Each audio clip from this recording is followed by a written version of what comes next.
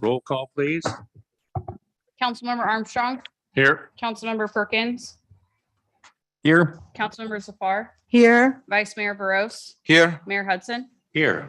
Please join me for the Pledge of Allegiance. I pledge allegiance to the flag of the United States of America and to the republic for which it stands, one nation, under God, indivisible, with liberty and justice for all. Okay, announcements. Are there any changes or additions to the agenda? There are none this evening. Okay, if you wish to speak under public comment or regarding an agenda item, please fill out a speaker card located in the back of the room and submit it to the city clerk.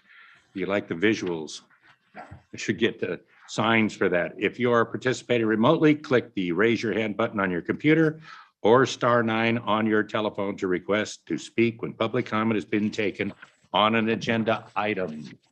Item 3.3, boards, committees, and commission meetings. A complete list of upcoming meetings may be found on the city website at www.sanramon.ca.gov. Subscription services available at the link for automatic meeting notification. Contact the city clerk with questions at 925-973-2539. Public comment is now open. At this time, the public is permitted to address the city council on items that are on the consent calendar. That's 5.1 through 5.6, including requests to pull an item from the consent calendar and the reason why you wish to pull the item or items. You may request for future agenda items. You may speak on special presentation items under section 6 of tonight's agenda. That's when we're talking about you. And items that are not on the agenda and are within the city council's jurisdiction. If you wish to speak under public comment or regarding an agenda item, please fill out a speaker card in the back, as I told you before, located in the back of the room and submit it to the city clerk. Do we have any speaker cards? We do have 2 speaker cards and 1 hand raised on Zoom at this time. Okay, let's do the speaker cards first, and then we'll go to the hand raised on Zoom and give a chance for more to come in. Who's first? Gurman Ball. Please come up, sir, and give us your comments for the next 3 minutes. Thank you. Thank you, members of the council and the clerk.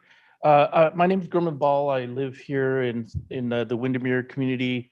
We moved here at the end of December 2015, December 2005.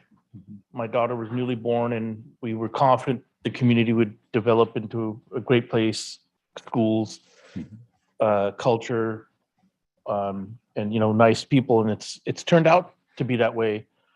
And but there's been a really major setback I've had, and I come here to ask for some remedies, and I'll definitely try to make sure I stay within the 3 minutes. I've lost 3 dogs since 2016. These are Alaskan Malamutes. I didn't have all 3 at once. I bought them one after the other. One of them, it's my fault, dug a hole. I didn't realize, and he got out. He was 50 pounds. But that doesn't just disappear. And not to be morbid, but I would have seen vultures circling if he had expired. So he was obviously taken and never returned. I got a second Malamute, and I got him chipped, microchipped.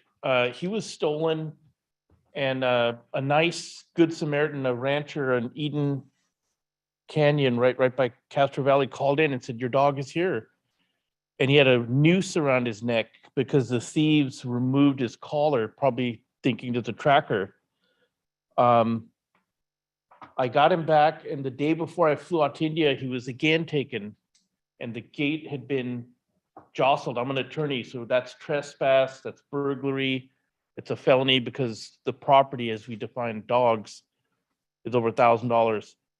Never got him back, and he's chipped. And just this August 6th, my dog, another Malamute, fully grown, 100 pounds, as the prior one was out. If any of you own dogs, you'll know that you hear them in the morning, kind of like the birds chirping, and when it's silent, there's something wrong. So I get up August 6th, he's out. And I remembered I bought a GPS tag from PetSmart. It's about the size of a nickel. The chip doesn't, you can't track a dog. The chip is basically a veterinarian will scan the chip and it'll reveal the true owner because it's coded to my name and contact information. But the GPS device I got would have tracked him and it was still functioning, it was off, removed, and it was lying in an open area, not as if it had been hit by some obstruction and came off of his collar. So that tells me someone came on my property and removed it, or it's randomly possible that on that day it came off. So Tuesday, August 9th, I find out from a Nextdoor caller, the app Nextdoor, and a letter carrier that they saw my dog. And again, he hasn't been retrieved. So what I would suggest, I've thought of in my mind, how can we address this problem and maybe even reunite these stolen pets? Because this is a small crime, but it's the precursor to bigger crimes. I don't fully believe in the broken window theory, which you probably are familiar with. I think I went a little bit too far with policing, but there's merit to it. You see a little degradation in your community, the graffiti goes up, the cars on blocks, sooner or later, your whole place is gonna be, gone to the dogs. Sorry for the pun. Yeah, But- we need you to wrap up though, please. Yes, what I would recommend is if an ordinance can be passed to require a tag for the dogs, a color-coded tag, similar to our cars. And I guess the police can monitor people walking. You could put a reward system if you see an untagged dog. And another policy would be to do a free or low-cost health check by sending one of these mobile pet groomers. You can subsidize that. And what you also do is you scan the chip, because the thieves will not take the dog to a veterinarian because they know the game is up. So this would flush these scumbags, and that's what they are, out. And there needs, and I'm going to go to the assembly and Congressman Swalwell, there's got to be prison terms, financial penalties. You got to unleash our vengeance on these people, because this is borderline kidnapping. I mean, to experience the loss of a pet is a big thing. So I think I would humbly ask if the council could contemplate a registration system, a reporting system, and this mobile health check, which it would be, but also who's really the owner. Thank you, Thank you. sir. And before the next two speakers, I'll just let you know, while we encourage your comments, unfortunately, state law prevents the city council from discussing this items that are not on the meeting agenda. We won't be able to discuss it tonight. We do take this seriously. That's why I probably should have cut you off 2 minutes ago, but I could see that it's a very emotional thing and something that we haven't heard, or I haven't heard up here, and I've been here about 30 years. However, it's appropriate, staff will follow up, and I guarantee you the police have heard what you're saying. By the Okay, police chief is in the back row back there if you want to speak to him. I was trying to be nice to him, but Yeah. that's okay. Get used to it yet. He's a good guy and he's new on the job. Okay, who's next? Dinesh Govindarao. Dinesh? We will keep to 3 minutes. Don't worry, I won't go over. Well, thank you, Mayor Hudson, Vice Mayor Rose, and the council members and staff. Hello, as all of you know, my name is Dinesh Govindarao, and I'm a board member for the Santa Ramon Valley Education Foundation. I'm so excited to let you know that the 39th annual Run for Education is returning in person to the Santa Ramon Valley. The weekend of events includes the Expo for Education, Friendship Run, Mini Run, 10K, and 5K on October 8th and 9th, 2022. Following 2 years of virtual runs, the biggest family event of the year is returning to Santa Ramon Valley with a weekend of in-person events. Families are encouraged to attend the Expo for Education, kicking off on Saturday, October 8th. A friendship run event for students with special needs, as well as a mini run for children under 6 will also take place on Saturday. Race day on Sunday includes a 5K run, walk, and a 10K. The 5K run and walk starts at 8:30 a.m. in San Ramon, next to the city center.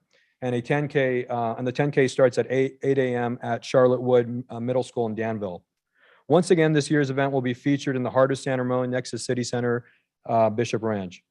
The Run for Education is a tradition in the Santa Ramon Valley, spanning 39 years, same age as Santa Ramon, and is a primary fundraising activity for the Santa Ramon Valley Education Foundation, known as SRVEF, a nonprofit organization that supports and promotes education in partnership with the Santa Ramon Valley Unified School District.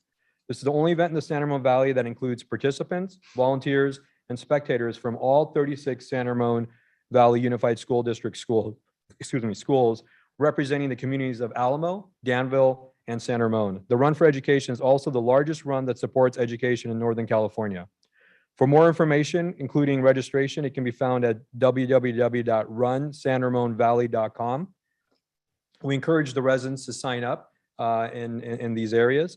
And then it's, again, just to reiterate, it's on Saturday and Sunday, October 8th and 9th, 2022. It's at 2700 Camino Ramon. Again, except the 10K run, which is at Charlotte Wood.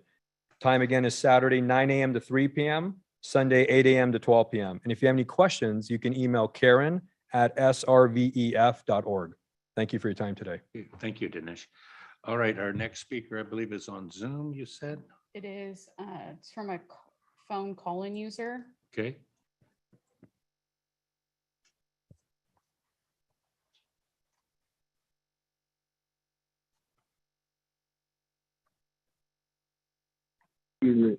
Thank you. This is not the time to speak on the item on the agenda, is it? This is for public comment on items not on the agenda. Thank you. I will wait for the agenda comment. Okay. Thank you. Anyone else wishing to speak to public comment? No one? No one at this time. Okay, let's close. Do we have any written comments that came in prior to? Not for this item. Okay, we'll close the public comment. We're on to consent calendar. These are items that are considered routine in nature, acted upon by the city council with a single action. Members of the audience wishing to provide public input may request by email to the clerk or under item 4, which nobody spoke, that the city council remove the item from the consent calendar. Do we have anyone from the council that wishes to pull an item from the consent calendar? Or have you already moved and I'm just Nope. slower than dirt here? Okay. There we go. We have a motion by Vice Mayor Veros and a second by Councilmember Perkins. And we have a 5-0 vote, and that's items 5-1 through 5-6, which includes the resolution number 2022-119, authorizing the mayor to execute an agreement with Chris Company for construction of the citywide bicycle network improvements. Any further comments on this? Yeah. No, I do want to talk about that later. Thank you. Okay, we are on to special presentations. This is another one of those highlights of the evening, only topped by the city manager comments. And this is a proclamation declaring September 17th through September 23rd, 2022 as Constitution Week.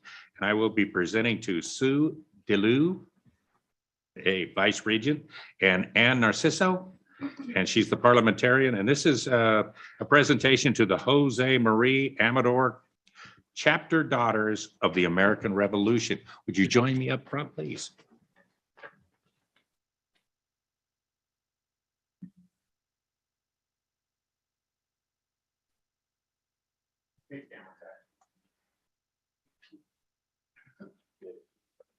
Read this, make sure I get this, so I don't hear from the people in there. Oh, you're gonna take pictures too? Oh, good. You ready? All right, I have a proclamation of the City Council of the City of San Ramon designating September 17th through the 23rd, 2022 as Constitution Week. And whereas the Constitution of the United States of America, the guardian of our liberties, embodies the principles of limited government in a republic dedicated to rule by law. And whereas September 17th, 2022 marks the 235th anniversary of the drafting of the Constitution of the United States of America by the Constitutional Convention. And whereas it is fitting and proper to officially recognize the magnificent document and the anniversary of its creation and the patriotic celebrations which will commemorate the occasion. And whereas Public Law 915 guarantees the issuing of a proclamation each year by the President of the United States of America, designating September 17th through September 23rd as Constitution Week. And whereas the California State Society Daughters of the American Revolution enriches communities by protecting and preserving historic locations, fostering patriotism and love of country, supporting education, sustaining charitable endeavors, assisting veterans and the infirm, and encouraging all to do historical research. And whereas the National Society of the Daughters of the American Revolution is a non-political organization that supports San Ramon libraries, schools, and civic organizations in teaching all citizens, especially youth and newly naturalized citizens, about our founding documents. The NSDAR sets up library displays, provides copies of the Constitution to high school civics classes, and runs a poster contest to raise awareness of the Constitution. Now therefore be it resolved that the City Council of the City of San Ramon does hereby proclaim the week of September 17th through September 23rd in the City of San Ramon as Constitution Week. We urge all citizens to study the Constitution and reflect on the privilege of being an American with all rights and responsibilities which that privilege involves. Thank you so much. One of my favorite places to visit is Constitution Street, where what a great, anyway, please, if you have something to say, Sue, come here. If you want to start, we'll start with you, then we'll bring Ann. I just wanted to say thank you to the city of San Ramon. Thank you, Mayor. That was wonderful. And I wanted to let you know, we were very fortunate this past year with our poster contest. One of our Dublin students won the posters contest, not just here in California, but at the national level. And his poster is now distributed across our 3,000 chapters across the country. And we are giving some samples of this for you to take with you because we're so proud of him. I like that. I got my Constitution. And then Ann, you're a non-speaker type? Okay, this is for you. thank you. Okay. You getting this, Stephen? Thank you so much. Thank you. I'd like to thank you and the DAR. My mother and my grandmother were both members. And I had a great, and I don't remember how many greats it is, uncle that fought in the war, the Revolutionary War. He was from Pennsylvania. And he was also named Perkins. And we found our legacy to him. So thank you for what you do and supporting us and making the Constitution alive today. Thank you, Scott. I just also want to say thank you, and I've enjoyed coming to your events the last, couple of times, so appreciate it. I just wanted to know, do you know the student's name and what grade? His name is Bilal Tariq Raouf, and he's in 10th grade, but he's homeschooled. Okay, Oh, Yeah. thank you. good. Trudar, anything? Yeah, thank you, Daughters of American Revolution. Based on recent incidents or last couple of years, it makes it more important for us to learn and understand the importance of Constitution and keeping it safe so that we have a peaceful and thriving country. So thanks for all your work in making sure this message is given to the public. Thank you. I'd also like to thank the DAR for this. It's always important to remind us that this is a special week and think about education and just the whole idea of fostering patriotism and that sort of thing. We all swear an oath to the Constitution. It's really important that we're reminded of this and not just to tag on to what Councilmember Perkins said. I also had a relative by the name of Armstrong that was with George Washington back crossing the Delaware and was part of the Order of the Cincinnati from way back then. And so it's an important part of our family history as well. So, but thank you for all that DAR does. Okay, thank you. Do we have any public comments on this item since we didn't do it earlier? I didn't think we would. I would just say thank you very much. We don't need a motion on this thing. We just really appreciate you coming back each year. I always want to go back to DC after you come here, but unfortunately I get the snow years and all the cold stuff and that kind of stuff. But once again, ladies, thank you very much for coming before us today. Okay, we're moving on. There are no deferred consent calendar items at City Council appointments, and we have a staff report by Ryan Driscoll for the Housing Advisory Committee. Ryan?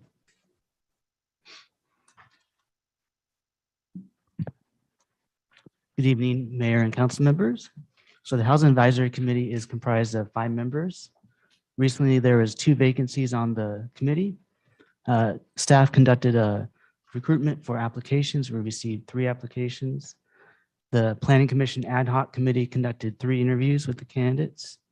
And on August 16th, the Planning Commission considered the applications received and the Planning Commission Ad Hoc Committee's recommendation. And they recommended that the City Council appoint Audra Carrion and Susan Ferris Indicum to the Housing Advisory Committee to 2 full-term vacancies, which run through July 31st, 2024. Okay, thank you. Any clarifying questions or comments for Ryan? I'll ask, is there any public comment on this item? Number 8, I know I'm going to get to it sooner or later because somebody said, so probably in the 10s. There's no public comment. Let's go to close that. Any council discussion on this, or do we have a motion and I'm just slow? Okay, once again, your machine wouldn't work before, but you sure got it fixed this time. We have a motion from Vice Mayor Burrows. I didn't even see you, the second Perkins. And it's a 5-0 vote to appoint Audra Carrion. Is that how we pronounce that, Ryan? Yes. And Susan Ferris Intercom to the Housing Advisory Committee for 2 full-term positions, both of them for 2 years, and that'll end July 2024. And thank you. Any further discussion? Being none, we'll move on. There's no unfinished business, new business. Another one of the highlights of the evening, except for the city managers. And that's the fall events in San Ramon. We have a presentation by Kathy Hyman, our Parks and Community Service Director. Good evening, Mayor Hudson and council. It's my pleasure to be here this evening. One second. Sorry, I just couldn't. There it is.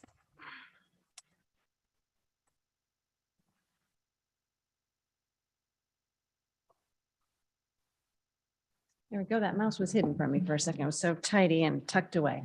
So anyway, good evening. It's my pleasure to be here to talk to you about fall events in San Ramon. And so as I sat to prepare what events we had to share with you, I reflected on like the last 20 years of me being in San Ramon and realized 20 years ago when I first was a recreation coordinator, we did all the events. Parks and Community Services did every single one of them. There weren't a lot of other community events. There were a handful, but not really very many. Now you flash forward to where we are now, and the list is basically awe-inspiring.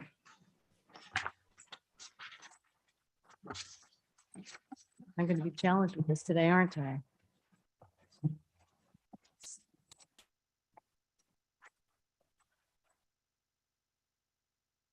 Oh, is it off, Christina? All right, there we go. Thank you.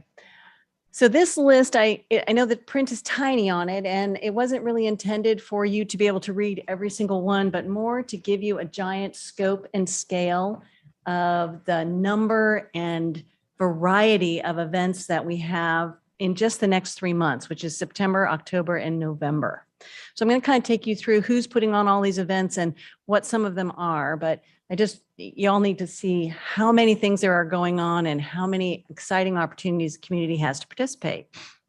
So to kind of kick this off, we have our city special events, and these are the programs that are sponsored by the city. And of course, we just had our bike festival put on by Street Smarts. We've got our senior resource fair coming up on 9/22, and the ever popular culture in the community on 10/16. You won't want to miss Trick or Treat on the Farm on 10/29 or the Scarecrow Scavenger Hunt, which of course was created during COVID-19 pandemic to provide an opportunity for families to interact without having to get too close together, but it became so popular that it's still growing and going.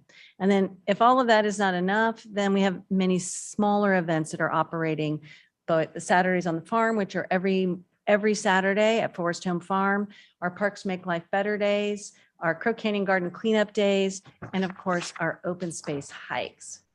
So again, these are just the city-sponsored special events. We also have city-sponsored theatrical events, and those would be the things that are happening in our theaters and our community centers. And over these 3 months, we've just had our Community Chorus 9/11 concert at the Senior Center, was very well received. Our Symphonic Band Fall Concert is scheduled for 10/14. Big Head Todd and the Monsters is our presenting series. I know you were all big Head Todd Fans will be on 11/5. And then towards the end of November, Lady K and the Kings of Swing, our own in-house jazz ensemble, will be doing all those great jazz hits like Count Basie's and Duke Ellington. So that's just the city.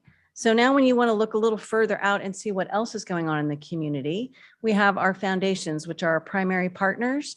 And we have 3 foundations, the Senior Foundation, the Historic Foundation, and Library Foundation. Each of them have planned 2 different events in this fall time period.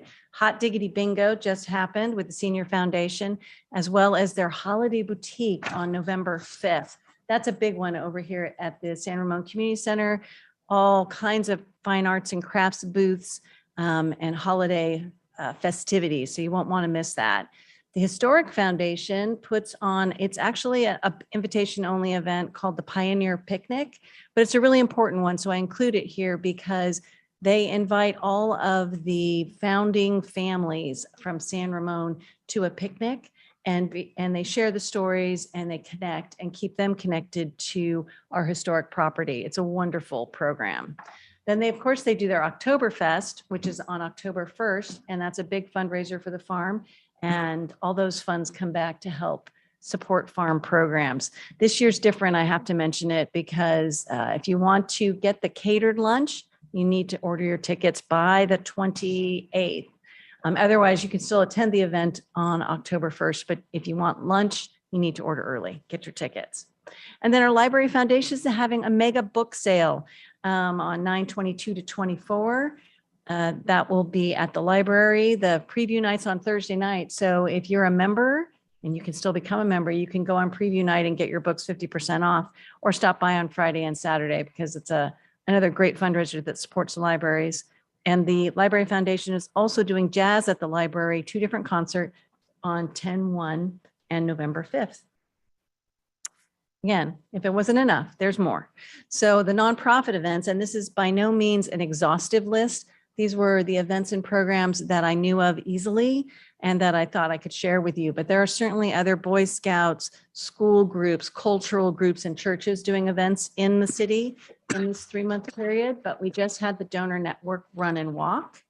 A Durga Puja that is put on by Agamoni is happening on October 1st and 2nd. That's a great event in Central Park that's open to the public. We have the Cal High Homecoming Parade on October 7th. That goes through by Cal High. As you just heard, the Run for Education is coming back to a live event. This is very exciting for the community. It's a very large event on October 8th and 9th. And then you also don't want to forget our Chamber of Commerce, who is hosting Nibbles and Sips on 10/20, which I understand is a hoot and nanny, and which is a fun party with music. So there's a lot of nonprofit events, and this is just a kind of a quick peek at what we've got going. And I can't leave out our city center events, because our city center partners have become a central place in San Ramon, a gathering place, a place where the community goes and connects and enjoys events, as well as all of these other locations. So the city center has been hosting Unplugged Friday nights, and they're running through September 30th, and that's music on Friday nights. September Sips is coming up on September 25th. And this is really fun because they've partnered with the Livermore Wine Growers Association to come and do some wine tasting. So you don't have to drive all the way to Livermore. You can just go right to the city center. The city center is also going to be hosting a Diwali celebration on October 23rd with music and dancing.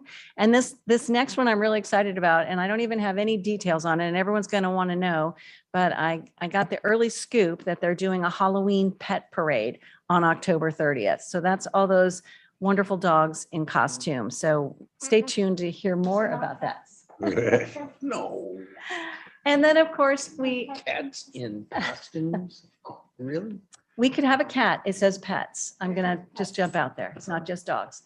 The Chrissy Yamaguchi Ice Rink will be opening on November 10th, which again is another big moment for San Ramon. And at this point, mind you, I'm only telling you what's going on in September, October, and November. I didn't even start December because that would have made this presentation very long. And finally, I couldn't really give you a presentation on events without stopping to acknowledge that there's another piece of this event picture. And those are the sporting events that are going on in San Ramon. They're often overlooked as events, but many of them attract 500, 800 people. So the San Ramon Futsal Club has their fall shootout on September 24 and 25. And they also host the Boot Cup on 10, 22, and 23. And that's a big soccer tournament for youth, and they're encouraged to all wear costumes. So if nothing else, you should go walking through the park on those weekends to see the kids playing soccer in costume. We have several large swim meets that again attract 500, 600 people. And those are happening at our pools on 10/15, 10/29, 30, and 11/19, 20. And we've got a pickleball tournament scheduled for inside our gymnasiums. That's an in-house city program. And then I can't go without mentioning our International Youth Cricket Tournament, which has brought cricket players from across the world really to play cricket right here in San Ramon. So when you look at the events that are available to families to participate in, there's a wide variety of things that they could select to do. And it's a full schedule. So even if you tried to go to one thing a weekend, you still would only be a drop in the bucket of the opportunities that exist in San Ramon. So that kind of concludes my quick view of what's going on in September, October, and November. But if anyone wants more information specifically on the city events, you can visit the city website. You can call our community center main number at 925-973-3200, or of course, email at parks@sanramon.ca.gov, and we would be happy to try and connect you with all of these different programs. Great. Any questions, Kathy, before I open public I comment? did. ahead. Is trunk or treat happening this year or no? We don't have trunk or treat planned at this point in Oh. time Oh, that I know of. you I'm can sure bring your someone's elephant, will. cat, and dog. Okay, seeing no further, let's open up public comment. Do we have any speaker cards for public comment or star nines or raised hands? We do not have any speaker cards, and at this time, I don't have any hands raised on Zoom. Okay, seeing no one jumping up to speak, let's close the public comment. Oh, I thought for a minute I was saying motion required. Any further discussion? I just had one comment, but if anybody was there last year when we did the skate rink and opened it up, that probably is one of the most beautiful sights, full moon, everything. It was just absolutely perfect. So if you can arrange that again this year, Kathy, we'd appreciate it. Okay, seeing any further notice, we Well, have, go ahead. I'll just add, Kathy, thank you for that report. I mean, that's an exciting fall lineup. I mean, I think there's it's great for our community. There's something for everybody.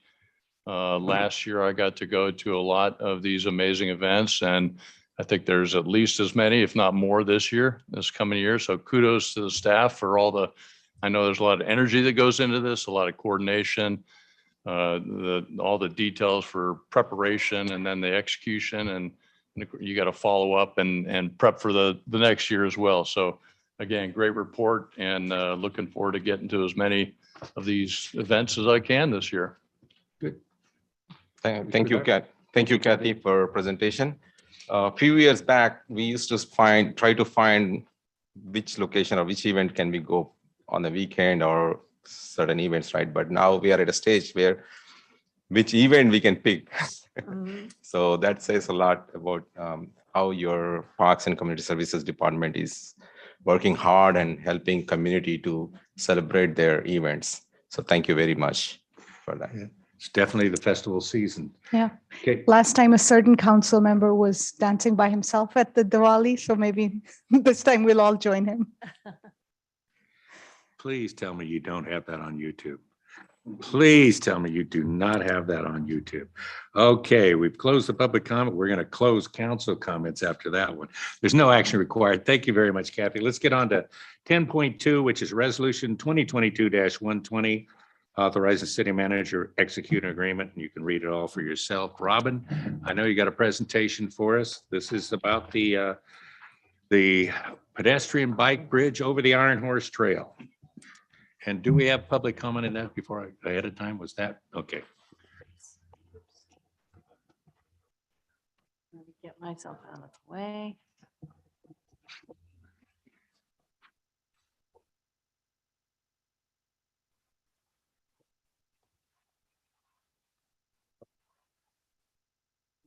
There you go.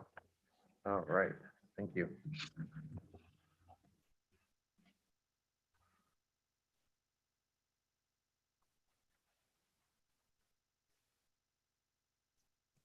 All right, good evening, Mayor and City Council. So this evening's item, I hope, is the final hurdle before starting construction on the Bollinger overcrossing. So that being said, I thought it was appropriate for us to do a quick recap and then discuss the items at hand. Oop. So, as I think you all know, this project has a very long history. This goes back to 2009 with the approval of the San Ramon Valley Iron Horse Trail Bike and Pedestrian Corridor Concept Plan. That then rolled into a preliminary design and environmental document project that was funded by a grant for community engagement. That was back in 2012, so 10 years ago. And then in November 2017, the initial study and mitigated negative deck was approved for the project. And then in March of 2019, we held a workshop to finalize the bridge type selection, which was a cable stay bridge, and to work on that budget. That then rolled into an agreement shortly thereafter with Contra Costa County, Contra Costa Transportation Authority to manage the project. The CCTA then moved forward in May of 2020 with a design award to Cowie, and in October of 2020 with a award for the construction manager general contractor contract to Myers and Shimmick. In April of 2022, the design was essentially complete. And here we are today. We're very close to a final cost and have done a few minor changes. But essentially the project is as it was envisioned, and it includes a cable stay design. It's got a 16-foot width with vehicle loading capacity. It has access stairs on the south side. It has numerous architectural details to make it that iconic bridge that everyone wanted, including careful attention to details in the railing, the throw fence, and structural coverings. It has decorative uplighting. It has extensive landscaping and seating nodes. One of the key items on this project has been the agreements with CCTA. So that was agreed in April of 2019 with the approval of Resolution 2019-40, which authorized an agreement with Contra Costa County Transportation Authority to manage the project. That included the option for doing the CMGC process, and it also included a key funding element, and both of these need to be reviewed this evening. And I'll go into that in a little bit further in a moment. So with regard to the CMGC process, that is a process whereby the contractor is selected based on qualifications rather than simply on low bid. And that contractor is selected early in the design process with the idea that they will contribute to the design by looking at constructability and putting forward cost savings input during that design. So once the design is complete, the contractor then provides a final cost proposal. That cost proposal is compared to a cost that has been generated by the independent cost estimator, or ICE. And if those two are in reasonable agreement, then CMGC is typically retained to do the construction on the project. And if not, the project can be put out to bid. And if that happens, then the CMGC is precluded from bidding. So the typical benefits are that you have a reliable cost at the conclusion of the design process. You have reduced risk of design changes and disputes during construction, and you have enhanced constructability. With regard to the funding, around the same time that we were getting into the agreement with CCTA on the management, the Measure J cycles 3 and 4 were canceled. Those cycles were anticipated to contribute $5 million to the project in grants. So CCTA came forward with an idea. They were at that time administrating a STIP grant project for another agency, which was not ready for construction. So they arranged a exchange or loan whereby we would get the $9.2 million from that project and pay it back using Measure J funds. So $5 million of that went into this project and 4.2 went into pavement projects. So now we get to where we are today. This is the project cost estimate. So the major issue that is changed on this project is that construction cost. If you look down near the bottom, we have a $21 million construction estimate. The estimate prior had been on the order of $16 to $17 million. So that's a substantial increase that has occurred over time. So again, that brings forward the idea of, well, let's look at the CMGC versus bidding. So the CMG construction cost all in is about 21 million, and that's not 100% final. That's still being discussed by CCTA, but they're pretty confident that they'll end up at or below that number. So with CMGC comes that lower risk of disputes compared to a bid.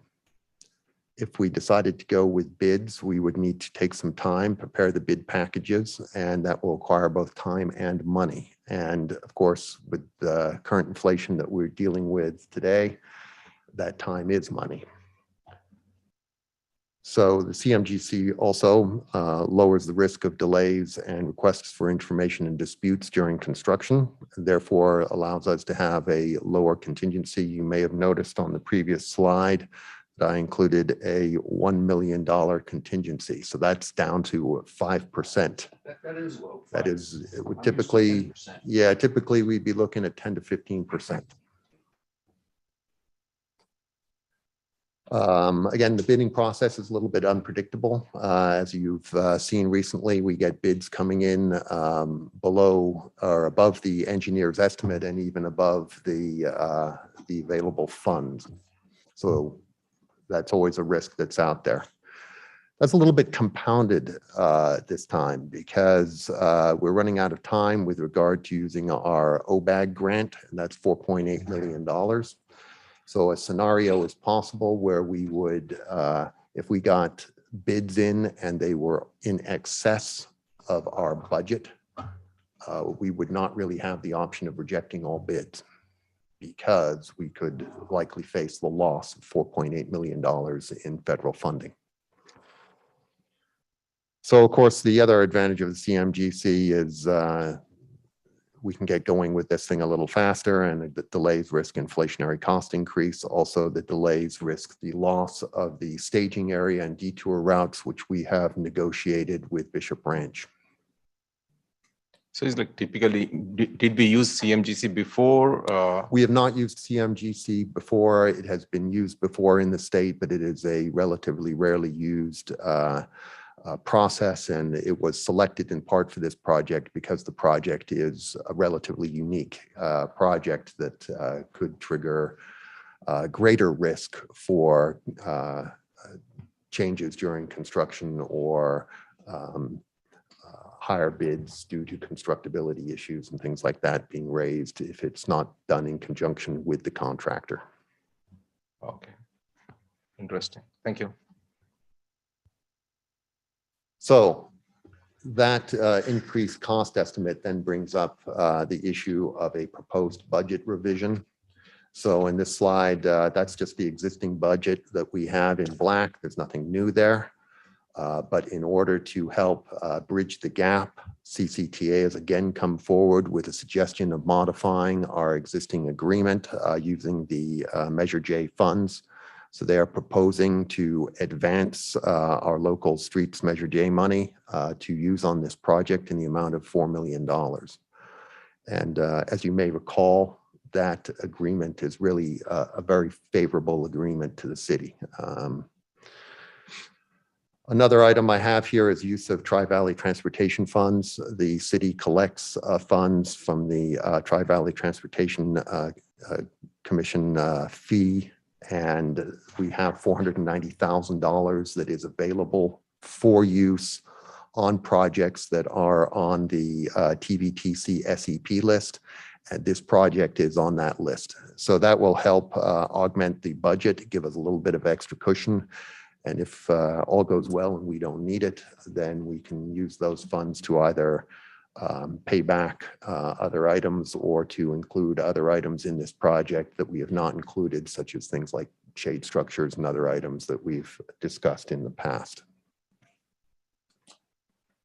So just go in a little more detail on that agreement. This is the layout of the payment schedule. Again, it means we're paying that back through 2029, 2030 fiscal year. You'll note there is no interest payment associated with this. So again, that's very favorable to the city. It would, of course, mean that there's impact to the funds available for our streets. And I think, as I estimated in the staff report, that $4 million is typically on the order of what would provide about 1 PCI point. Of course, that 1 PCI point estimate does not include any of the inflation benefits or degradation over time of the value of that money. And nor does it take into account that these current revenues from Measure J exceed what was included in our past discussion of our pavement management funding. So relative to the previous PCI levels that we have expected, it's probably more like about 0.5 point or less. So if all goes well and we have approval of the funding and of the agreement with CCTA, then the project schedule, it's anticipated we'll get final construction costs this month. That will allow us to then complete the right-of-way documents and the E76 certification process with Caltrans and submit everything to Caltrans for review. That would then lead to hopeful Caltrans approval and issuance of the E76 in November. CCTA would then be able to formalize the construction manager contract and award that contract and issue a notice to proceed for construction in December of this year. And we're looking at an 18 to 24 month construction cycle. So in summary, what we're looking at today is for the city manager authorization of the resolution, which will allow the city manager to execute an agreement with CCTA for the advancement of those Measure J funds. For the city manager to execute an amendment to the existing agreement with CCTA and appropriation of the $490,000 from the Tri-Valley Transportation Fund for the overcrossing and an increase in the total authorized project budget to $29,597,279. It's quite an estimate. Yeah. Any questions? 27 cents. Good question. Questions of Rob before we open public comment? Go ahead, Scott. I'm to assume that the independent cost estimator agreed with, or their estimate was very close to this. Yeah, the The ICE. final analysis that the CMCG and the ICE came, and they're very close. Those numbers are still being worked on and they are expected to continue to converge. In terms of the direct costs for the construction, the ICE estimated about 16.25 million, while the CMG's cost was 18.1. So that's 11% difference. The rule of thumb would be that a difference of 10% or less would be considered about normal and reasonable. So they're very close to that benchmark of about 10%. The numbers are similarly different, but of course larger when you take into the total construction cost, including the indirect costs that the contractor carries. And that's where the difference is about between 18.1 and $21 million. Again, the ICE's number is expected to go up.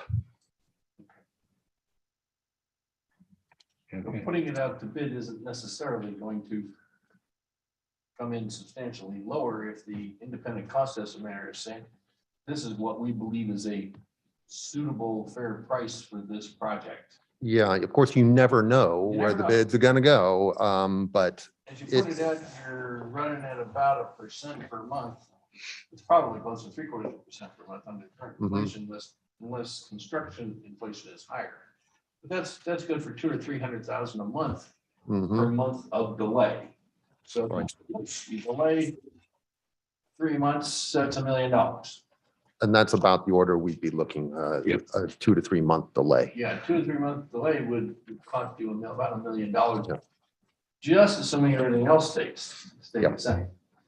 So when we go for bidding, is like we have time limit, like 3 months we need to go with it or 30 days? So, well, you also have the cost of bidding, which means you have to put the bid packages together.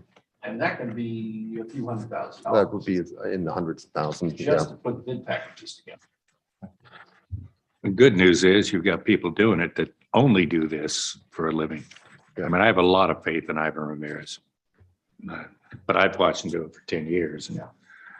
And, he's good at what he does. So I think, Scott, what you really did was just nail it. You can't delay for the obvious reasons because of the cost, but you also can't delay because you lose the commitments. If it, then it's, I hate to say it, but it's not getting better. That's right. It's not going to get better. Yep. You're either going to do it. Yep. As presented, or you shut it down and say, thank you very much. That was a nice try. And we're not going to have a bridge.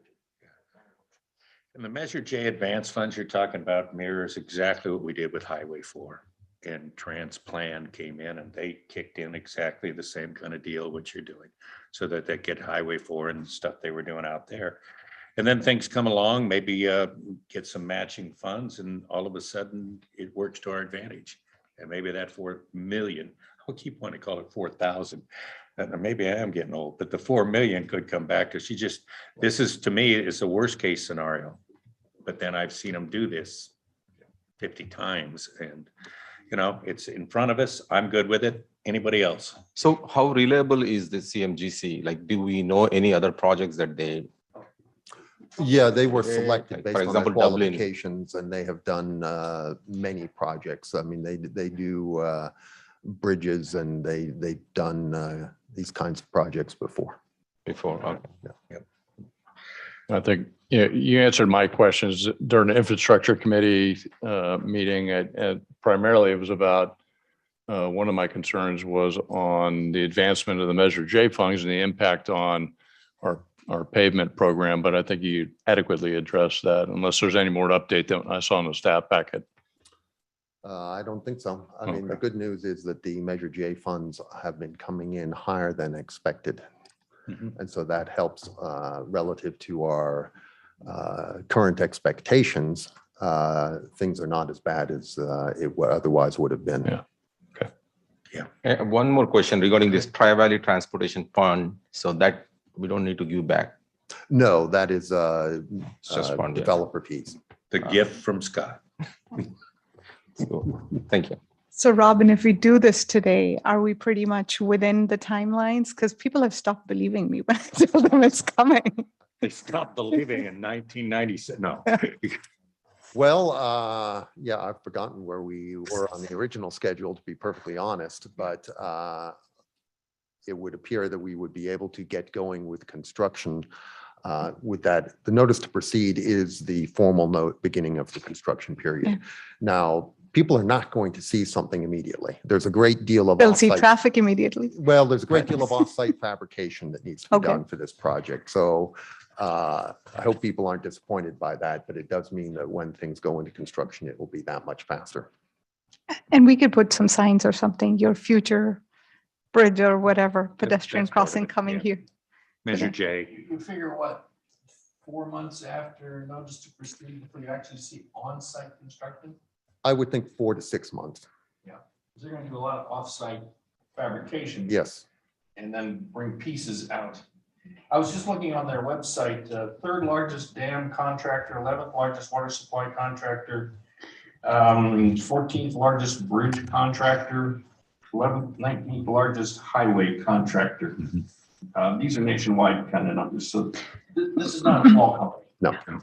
They And have Tri-Valley doesn't use small company, I mean, Central or Contra Costa. 2,500 employees. Yeah. And with the utilities, where are we? We think that's essentially dealt with. We've had some utility relocations. Everything's been potholed and marked out. So we're not expecting surprises out there with utilities. Okay. Should we open the public comment? Do we have any speaker cards? I do not have any speaker cards. No and star nines, no Zooms, raising hand. We do not have any hands raised on Zoom. All right, last call. We'll close the public comment. It's up for us for discussion or a motion. I'll move. Or- Okay, we got the mover. If she can get that. Yep. Oh, Nope, there you Scott go. beat you. His finger was. Second, Sabina. We've been targeting, you put up their 2009. This preceded Steve. Yeah, it was 2000, we put 2009 in there. Yep. We could have backdated it another decade, I'm sure. Yep. By reviewing some old transportation plans. Okay, we got 5 of 5. We're good on that. And I will tell you, this is just the first one. When we set this up at 2012, there's 3 of them coming. So there's Crow and Sycamore too. And Yeah. I don't know what they want to do, but this one, fortunately, we went and all chimed in for the larger one, because when you get 5,000 homes around there and the way this pilot bike program's going, I wouldn't want to be trying to get on the freeway coming from Al Costa. You could stop for quite a while. But anyway, thank you very much, Robin.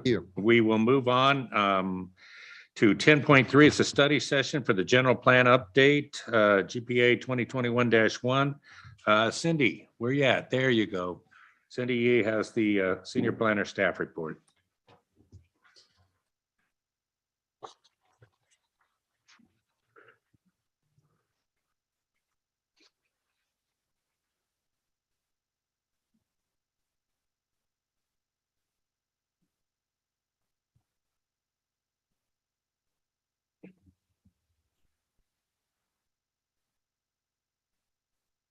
Okay, thank you and good evening. It's my pleasure this evening to be here to lead our study session on the recommendations for the North Camino Ramon specific plan and land use designations.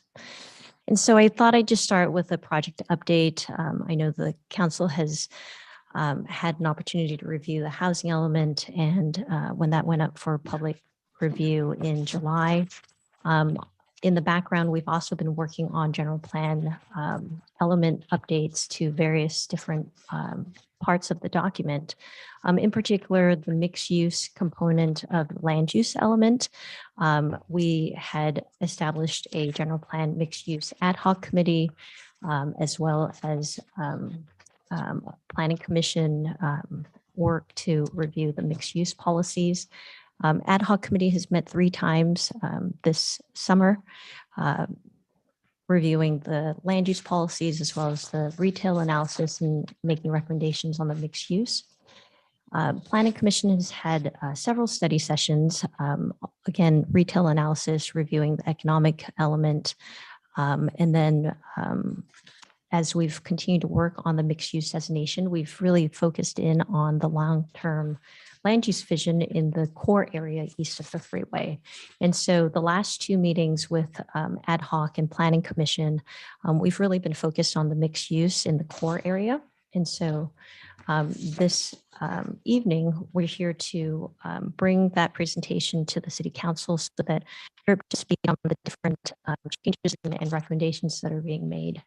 And so wanted to just take a moment to talk about the different land use regulations associated with the core of the city. There's a number of different land use documents that regulate the land use in that area, including the general plan, the North Camino Ramon specific plan, the zoning ordinance, as well as the City Walk master plan. In addition to these local land use regulations, there's also at the state level different legislation that governs land use, in particular SB 330, the Housing Crisis Act of 2019, does place some limitations on land use for the city and has created some conflicts with these local land use documents that we have. And so with the general plan update, it's an opportunity to align those conflicting land use regulations in the core. So just a brief history on North Camino Ramon specific plan. It was established about 10 years ago with the land use concept designed around a mixed use core that would connect Crow Canyon Road running parallel to Camino Ramon. Implementation of the plan has been limited. In the staff report, you'll see there's been 3 new developments within the core, within the North Camino Ramon area since its inception in 2012. And really the landscape for the retail and office space has changed with a need to really revisit the viability of the plan.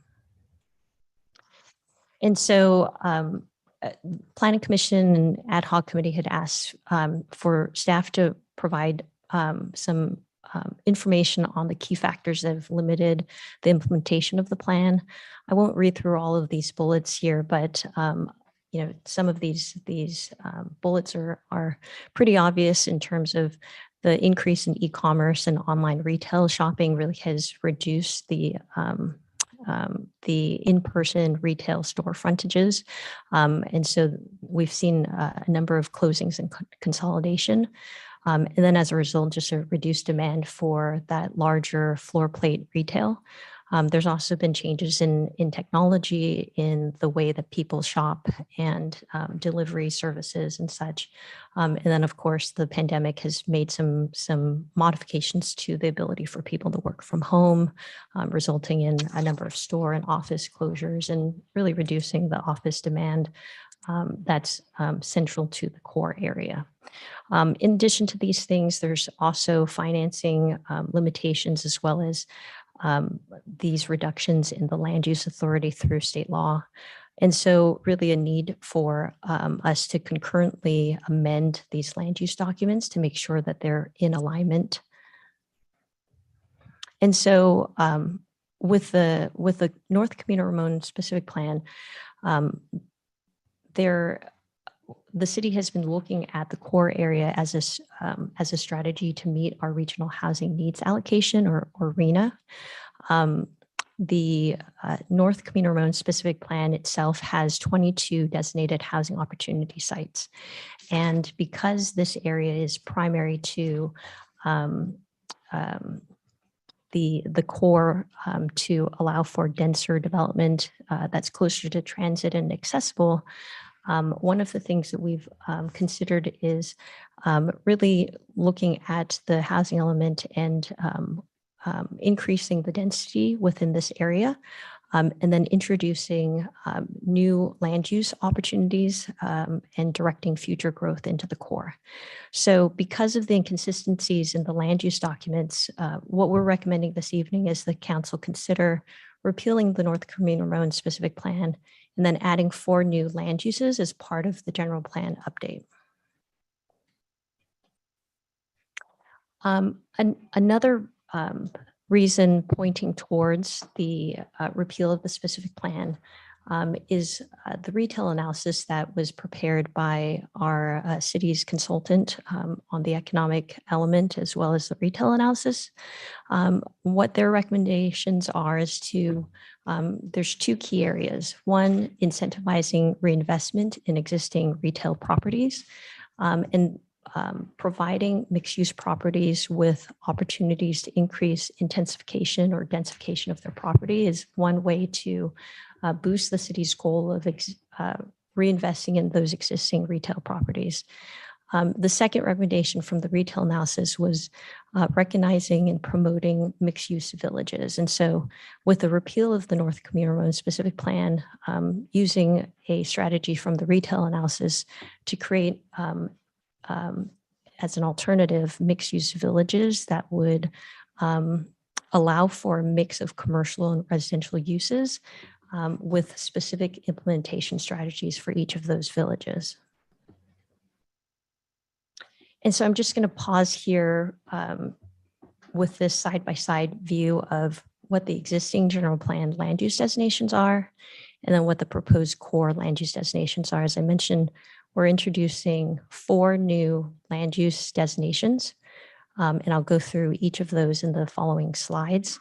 The 5th designation that you see on this map is an existing city center mixed use, or what's identified as CCMU on the right side in that yellow color. And so that's already an existing land use designation that would be expanded. But to bookend that city center mixed use land use, we would establish 4 additional land use designations in the core area. In the purple dotted outlined, that's where the North Camino Ramon specific plan boundaries are currently. And as you can see, it only covers just a portion of what the city considers the core area. And so, trying to take a comprehensive look at land use design and long-term viability, really taking a closer look at the core area in its entirety and what we can do with the land uses there to make it just a more comprehensive plan. And so starting from the north to south, I'll start with mixed use with the commercial emphasis. It's again, mixed use, meaning it would allow for residential and commercial land uses, but it's really meant to enhance the existing commercial and promote new commercial uses, whether that's retail or office space or both, with complementary residential uses. So existing uses that are on site could continue to remain as they've been established. The look forward would be that we would continue to support the commercial land use that's primary to that land use designation, with those commercial uses along the street frontages, and then residential as an opportunity either behind those primary street frontages or above. We've already established that 20 to 40 dwelling units per acre range in the housing element document.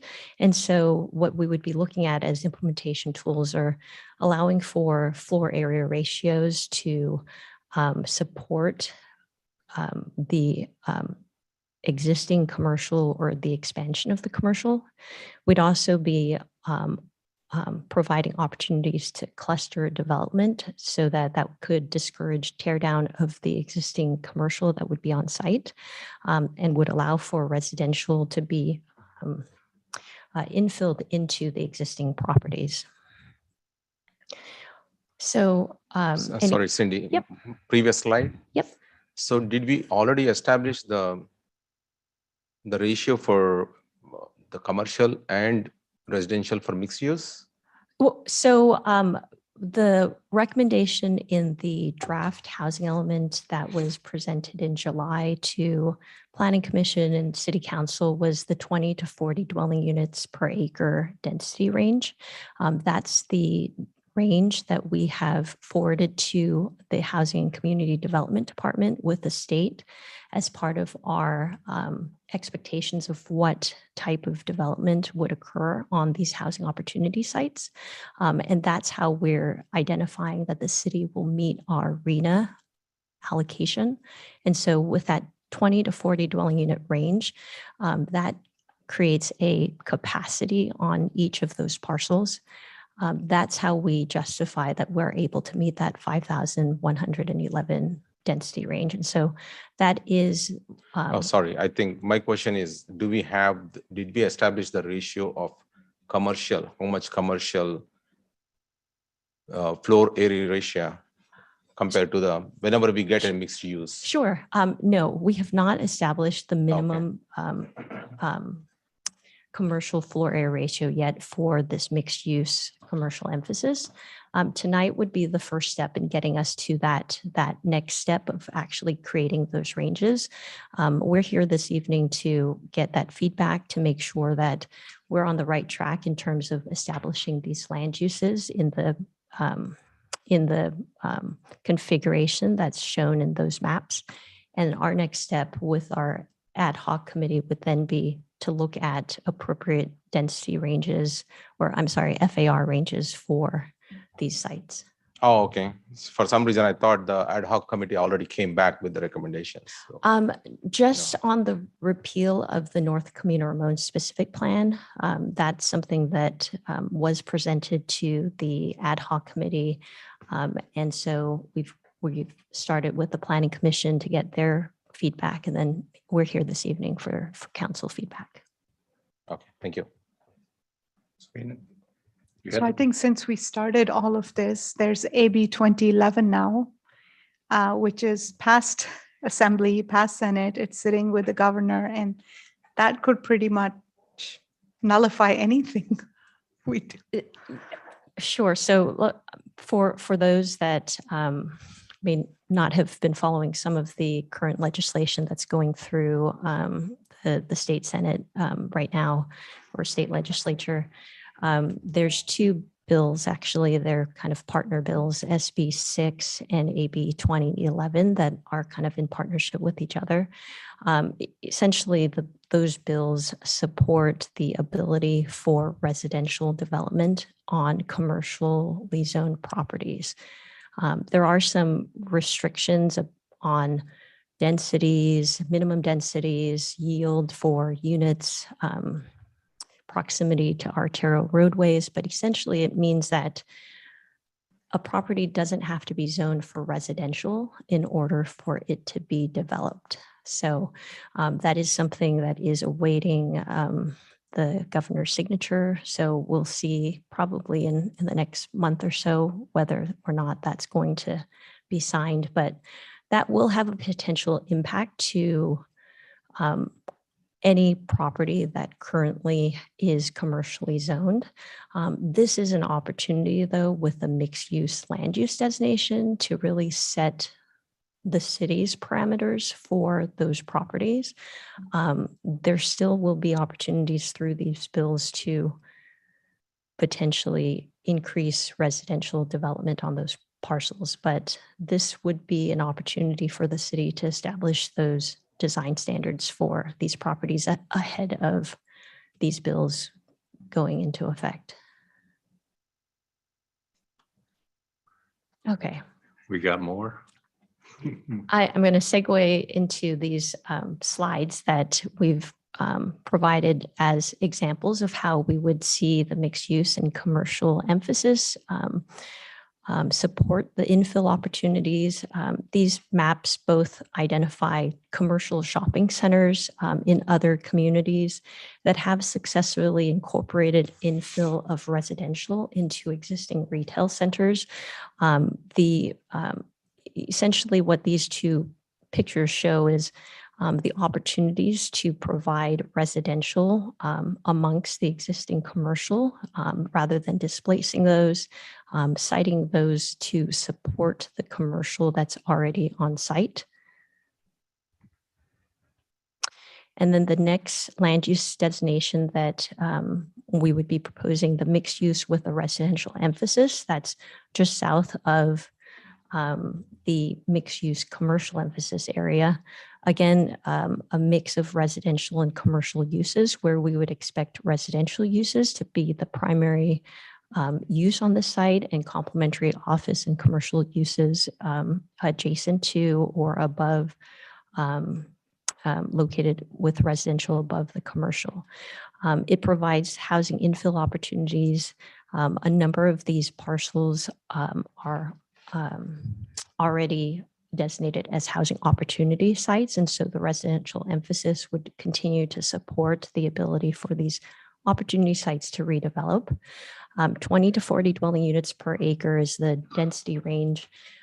We would again be looking at various implementation tools to be able to facilitate the residential developments with FARs, with target densities, with average unit size to accomplish the goals that are set for both the land use as well as the housing opportunity site. I've provided a photo of how an example of infill opportunities could be achieved.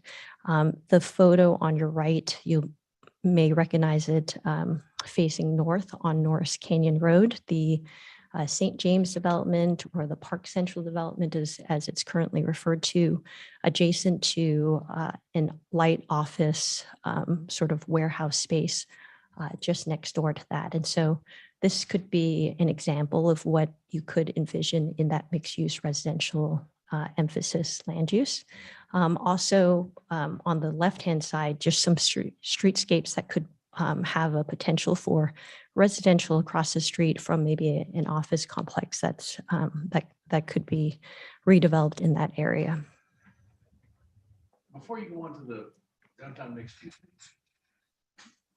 how are the two ones you just referred to, the commercial emphasis and the residential, how do you word them differently so that you have an emphasis on one versus the other? Yeah, that's a great question. So the way that we would envision the differences between the residential and commercial emphasis would have, for example, a minimum commercial floor area ratio. So for any new redevelopment that would occur, establishing a minimum floor area ratio for commercial gives an opportunity for commercial to continue to remain there and then also be developed as part of a redevelopment of one of those properties. And so establishing something like a minimum non-residential floor area would encourage that that commercial to remain or be revitalized. Difference with the residential emphasis is that you would have the alternate, effect. You would have a minimum floor area ratio for residential because primarily all of the mixed-use residential emphasis currently are just commercial properties. With the redevelopment of residential, you would have a minimum floor area ratio for residential in the residential emphasis area so that would encourage a certain type of residential redevelopment in that area. Would that be policy? I mean, how would we put a policy around that, or how would that work? Yeah, so the general plan document would establish the land use, generally speaking, the designation or definition of what mixed use commercial and mixed use residential emphasis would be. You typically would see a floor area ratio and a density range in the general plan. And then we use the zoning ordinance as the implementation tool, where it would designate things like heights, setbacks, parking requirements, those types of standards that would then implement the general plan designation. Thank you. Okay, so moving into downtown mixed use north, just as a reminder, this is kind of the area along Norris Canyon Road, Camino Ramon, Executive Parkway. It's north of City Center mixed use, and then south of where actually City Hall used to be way back in the day on Camino Ramon in that small office complex. So that's generally the area you would see east of the freeway, including Toyota, to the Iron Horse Trail, essentially in that range. So downtown mixed use north is an integrated neighborhood of commercial and residential uses. This area is different than the other mixed uses in that it has a density range of 20 to 60 dwelling units per acre. The north area, generally, we're seeing residential uses that are going to be adjacent to the street, complementary office services and goods that are going to be in close proximity to the transportation network. Development in this land use is intended to be really vertical in nature, with residential entryways taking advantage of the walking district and allowance for, again, just that higher density. So floor area ratios would start higher in the downtown mixed use.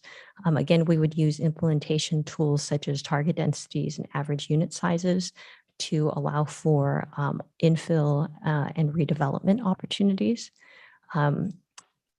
Downtown mixed use north has similar design concepts as the North Camino Ramon specific plan. In the current specific plan, we have a multifamily mixed use designation. And then we also have the city's city center mixed use designation. This land use would have similar design concepts to that.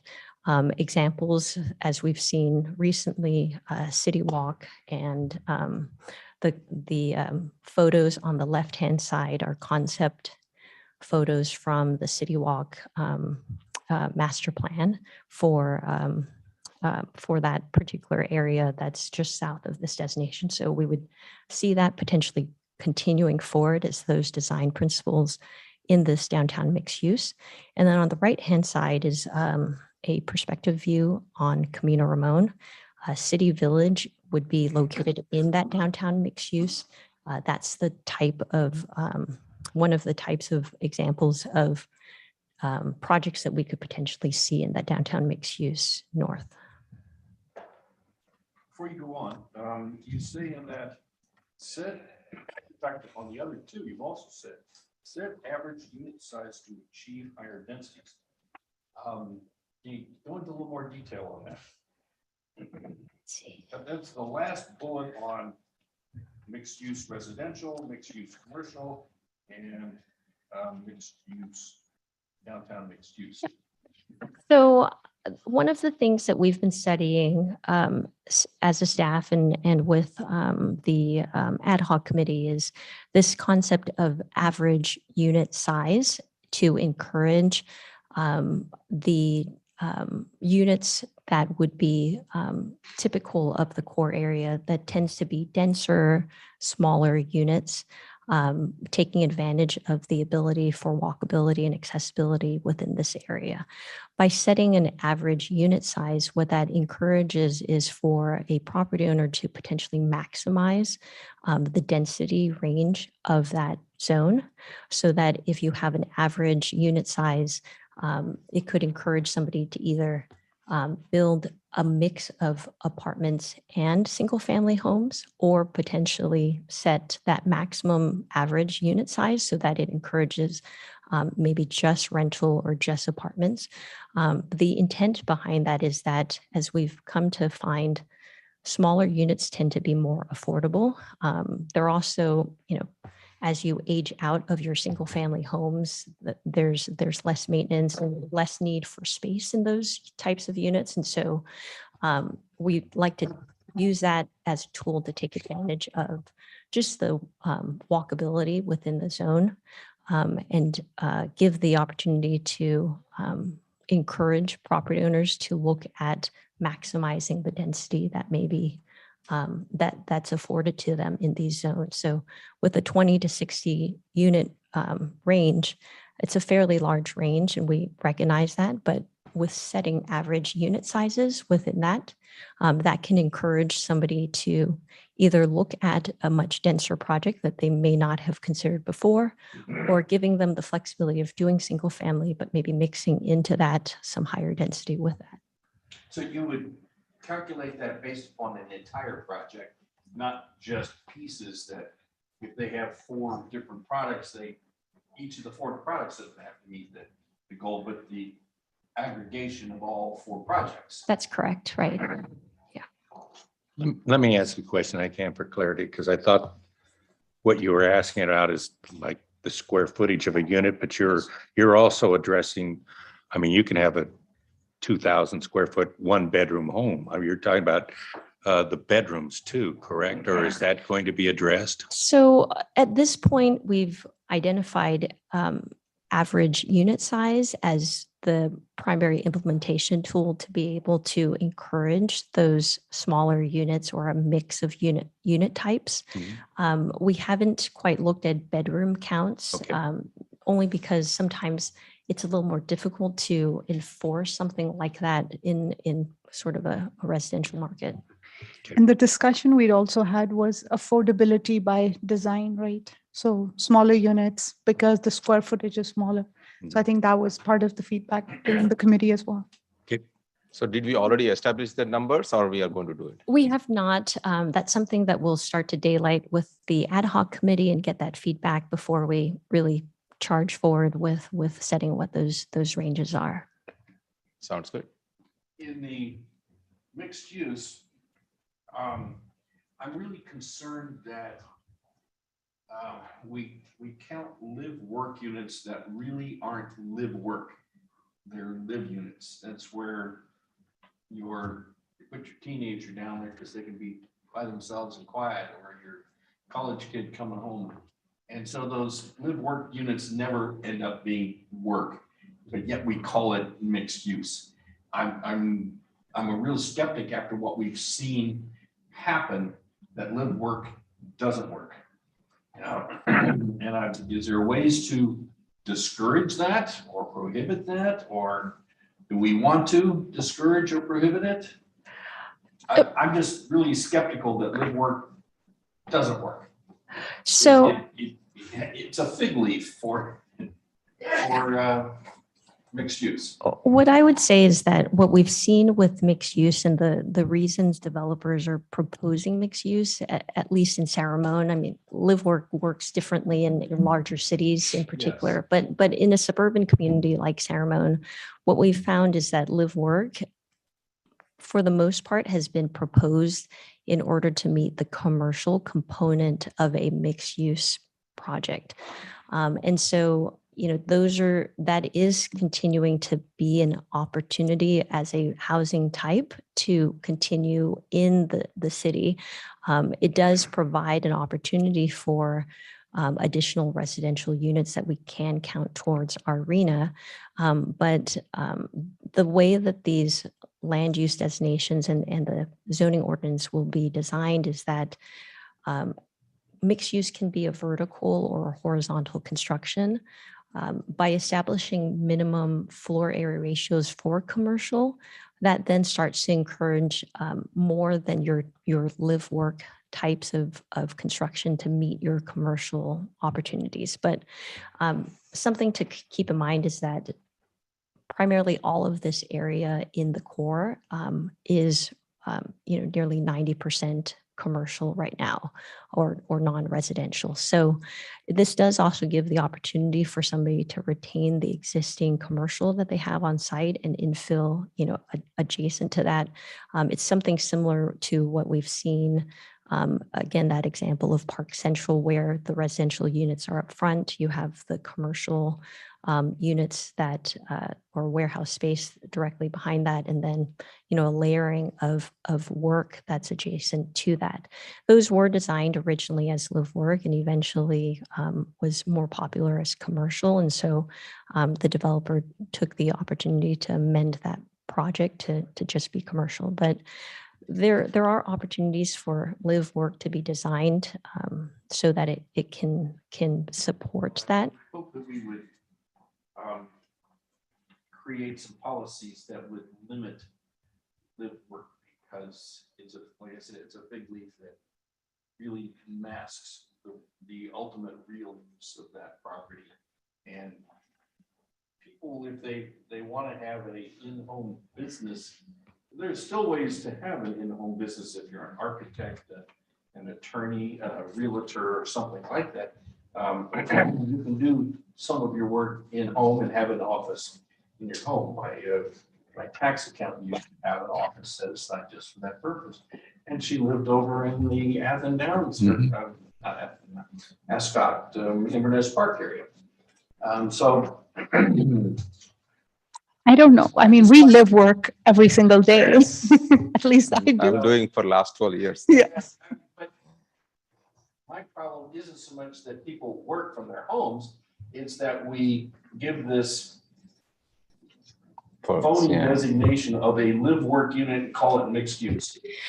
Yeah, I think the solution potentially to that is to allow for some more flexibility for these mixed use destinations to be primarily residential.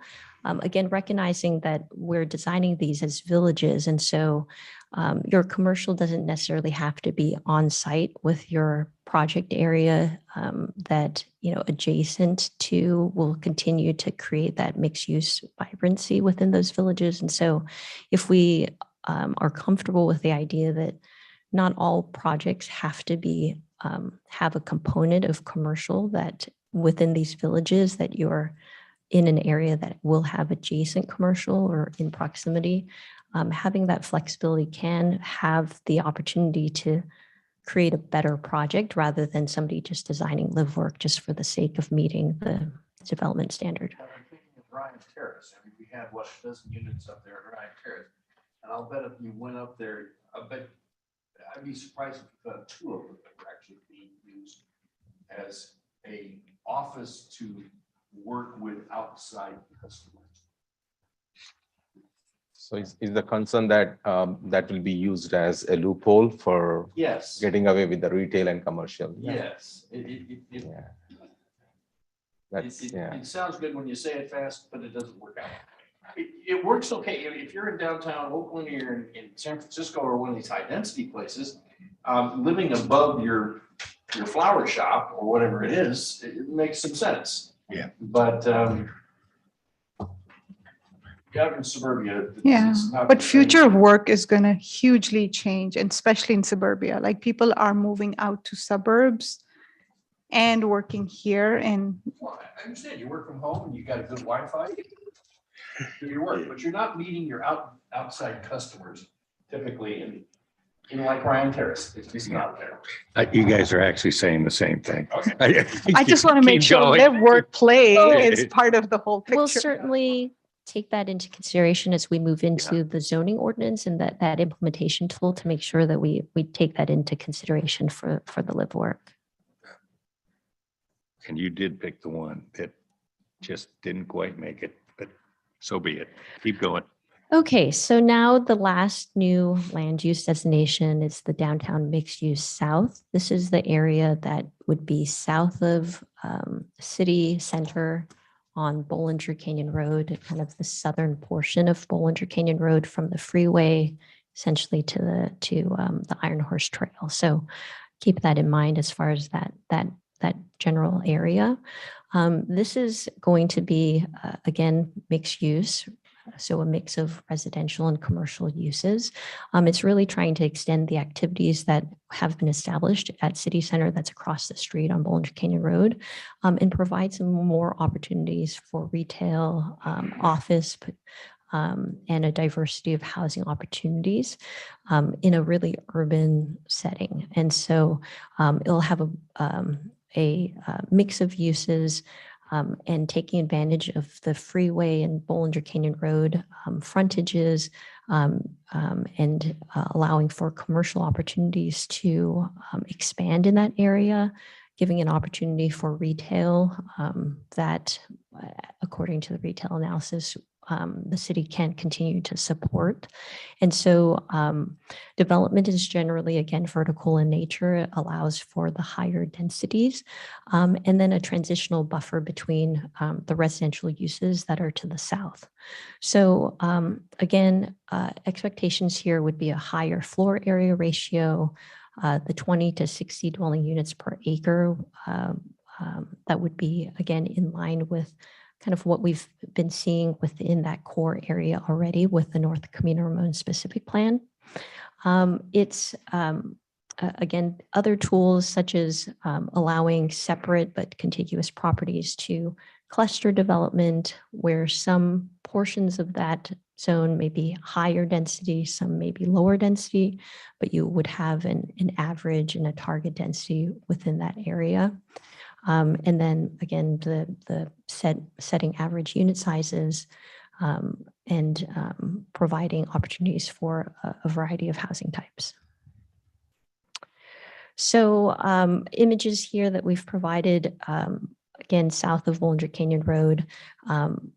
The photo on your left-hand side is an example of another community that has successfully done a mix of commercial and residential uses. This one you'll see, I think this was presented to our joint session previously, was that you can have a strong commercial presence along the street frontage, supporting residential adjacent or on the property. Similarly to what the master plan principles of the City Walk master plan, you'll continue to see a strong Bollinger Canyon Road presence. And so Getting back into the feedback that we're looking for this evening, as I've mentioned, General Plan Ad Hoc Committee has spent some time looking at these new land use concepts, as well as the Planning Commission. Both have generally indicated their support for the repeal of the specific plan with the additional information that we've been providing as far as the key factors of why we're looking at the repeal.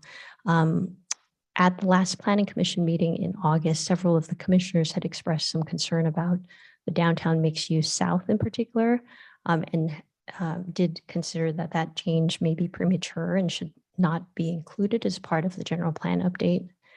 In the staff report, we've provided some additional information as to the reasons why we would want to consider including this land use designation. As we've talked about, the core area is really from Bollinger to Crow Canyon Road. And without the change to this DMU South, you would not be looking at a comprehensive land use plan long-term towards 2040. So it really allows the city to proactively set the vision for this core, builds on the success of what we've seen in city center mixed use, rather than to be reactionary to it. It does also provide opportunities to increase the retail opportunities on a site that's currently just zoned for administrative office. And it really prescribes the density and design expectations for this area. If the office uses were to change, obviously, if somebody were to come in and maintain that office, that's an existing use that continue to remain. But it does give the ability for this change, if that were to occur, for us to actually set what those density and expectations would be for redevelopment of that site. Also, it gives us an opportunity to comprehensively analyze the environmental impacts or CEQA impacts. And so we would include this new land use designation as part of the environmental impact report for the general plan update. And then secondly, this could also address SB 166, which is the no net loss provision of state law. SB 166 requires that we have sufficient housing opportunity sites at all times through our 6-cycle RHNA. So between 2023 and 2031, we have to make sure that we have enough housing opportunity sites to support at least that 5,111 units. If a project were to be approved short of what we've expected it to be redeveloped at, we have to continuously make findings to make sure that we have enough capacity to support that minimum RHNA of 5,111 units. And so if a project that we've identified, let's say requires, we've established would build 100 units, and they decide to only build 80, with each project approval, we'd have to make sure that the 20 that has not been fulfilled that we had identified can be provided elsewhere within the housing opportunity sites. As we get closer and closer to the end of the housing cycle, potentially we will have less of a buffer. And so by providing another opportunity of mixed use, we wouldn't be designating it as a housing opportunity site, but we have the ability to mid-cycle or through response from HCD, have an opportunity to have a contingency plan to have another site that could support that buffer that we are required to have under SB 166. So it's a strategy that really would provide us, again, just some flexibility should the city fall short of our no net loss requirement. So just to wrap it up again, the 4 additional land uses that we've identified, along with the implementation tools that we've presented in terms of clustering developments, establishing minimum floor area ratios depending on the land use designations, having target densities, setting average residential unit size, all of those will go into creating these unique villages that we envision for the core area. That would be the next goal after we move forward past repealing the recommendation to repeal the specific plan. We would look at what would go in its place. So again, those zoning tools that we've been talking about this evening. So our next steps would be, again, to continue to refine the mixed use standards and policies. We're headed to ad hoc committee actually next week to further that conversation about development standards and continue to refine those through October.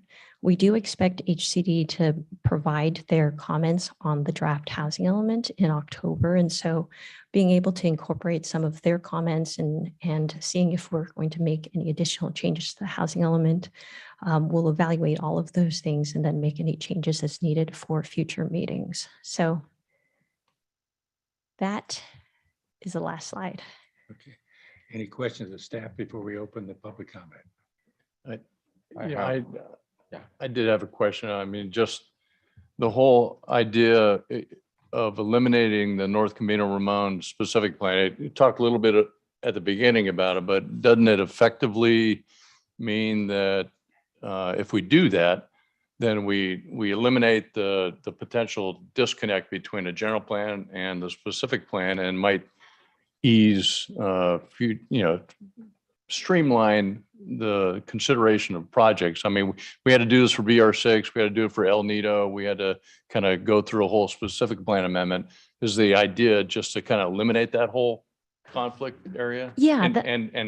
And create these 4 new land use designations along with the other one that exists? Yeah, that's a great observation. So it really does 2 things. One is create certainty in terms of a property owner and for both the city and for the property owner. Certainty as to what land use designations apply to that property, because right now under SB 330, if there's a conflict between your specific plan or general plan, a developer has the opportunity to use the more advantageous land use document to their advantage. Not everybody is necessarily doing that, but that is one of the issues with the disconnect between the various documents. In the past, and I think we've gone through some of these in past study sessions, is that before SB 330 in 2019, a property owner had to follow the specific plan document. And so what was more specific to that area, that was what was the guiding land use document. SB 330 kind of changed that all on its side, where those 2 documents, the general plan and the specific plan, do not have to match. One can take advantage of the general plan mixed use designation or whatever the specific plan would allow them to do. And so this would align that document and really be more specific as to what we intend for these areas. But it also has the effect of again, speeding up the potential for decisions to be able to be made, because it goes to conventional zoning. And so it would be one document that would essentially dictate the design, the standards, so that it's very easy to follow. And so effectively makes for a project to be better designed. Okay. And then the other question was, it's just a minor question, but I read in the staff report about large floor plate retail, and that I didn't know what that was. Can you explain that? Sure. Large floor plate retail is types of like you can say warehouse type of big box retail are typical examples of the large floor plate. Something you would see as like an anchor tenant in a shopping center is a large floor plate retail. Okay. All right. Thank you. Think Target, Fry's, Costco. Okay. All right. Thanks. So Cindy, you don't need to answer these questions, but out of curiosities, per general plan 2040, right? So do we have a rough estimate of the population that we are expecting? So We are working towards that right now for our growth projections. So the two elements that look at projected growth are in the growth management element, chapter 3, and then the land use element, chapter 4. So we are narrowing that down right now in order to, once since we've identified the number of housing opportunity sites, what we have to do is we have to project that out towards 2040. That's going to be, that is going to be part of this update, is the expected growth that will occur through the planning period to 2040. So in those next documents that you see on the draft land use and growth management elements, you'll see what the projected population as well as job growth will be. Okay. And one more same curiosity question on the housing. So we are trying to focus to get to 5,111. That's like the target, or do we have any projection of idea like how many of units will be getting out of this whole change in plan and everything? At a minimum, our housing opportunity sites have to support at least the ability to develop 5,111 units. That's our mandatory requirement obligation of the RHNA allocation. There's also an obligation that we provide a buffer in addition to those 5,111 units to address the SB 166 state law that we've been talking about, so that we have an adequate buffer. So we've been looking at 20% over 5,111 units to be able to at least comfortably through that 8-year cycle be able to support our mandatory RHNA. So that's the unit count expectation, at least for the general plan period of 2040, is the increased growth that we're expecting, at least from the RHNA. Okay, so then once again, the next 8-year cycle will start, right? Once again, we get the new RHNA numbers then. The next 8-year cycle will start 2031. And so 2 years before that, we'll start the allocation process and re-identifying housing opportunity sites. One of the great things that this mixed use land use change does is that it does provide opportunities for housing opportunity sites to be considered in that next 8-year cycle. So keep that in mind as we've talked about. DMU South is, as we've said, not going to be a housing opportunity site for this cycle, but the mixed use changes that we make now provide us the opportunity to look into the future as to where residential could potentially be. Also, I should point out that even though it's not a housing opportunity site, there is the potential for residential because it has the redesignation to mixed use. And so that is something to potentially expect, is that property owners, although they may not be housing opportunity sites, like Summerhill at BR6 was, it wasn't a housing opportunity site, but they took the initiative to update the specific plan to develop that property. What that gives us the opportunity to do is that because it wasn't a housing opportunity site, we still retain all of the other housing opportunity sites that currently exist in the general plan. And it effectively increases our buffer that we have. And so those 404 units that we may not have anticipated to be developed on the BR6 site, it means that it does take off the pressure of some of the other sites if they do redevelop, that it just continues to help with our buffer and make sure that our housing opportunity sites support the RHNA. Okay, but with only 15% of affordable housing allocation policy, right? So can we still get to that number with the RHNA? Well, so that's in part why we do have that higher 20% buffer, is that recognizing that inclusionary housing policy is really, only 15% of a project. That's what our current housing inclusionary housing document does.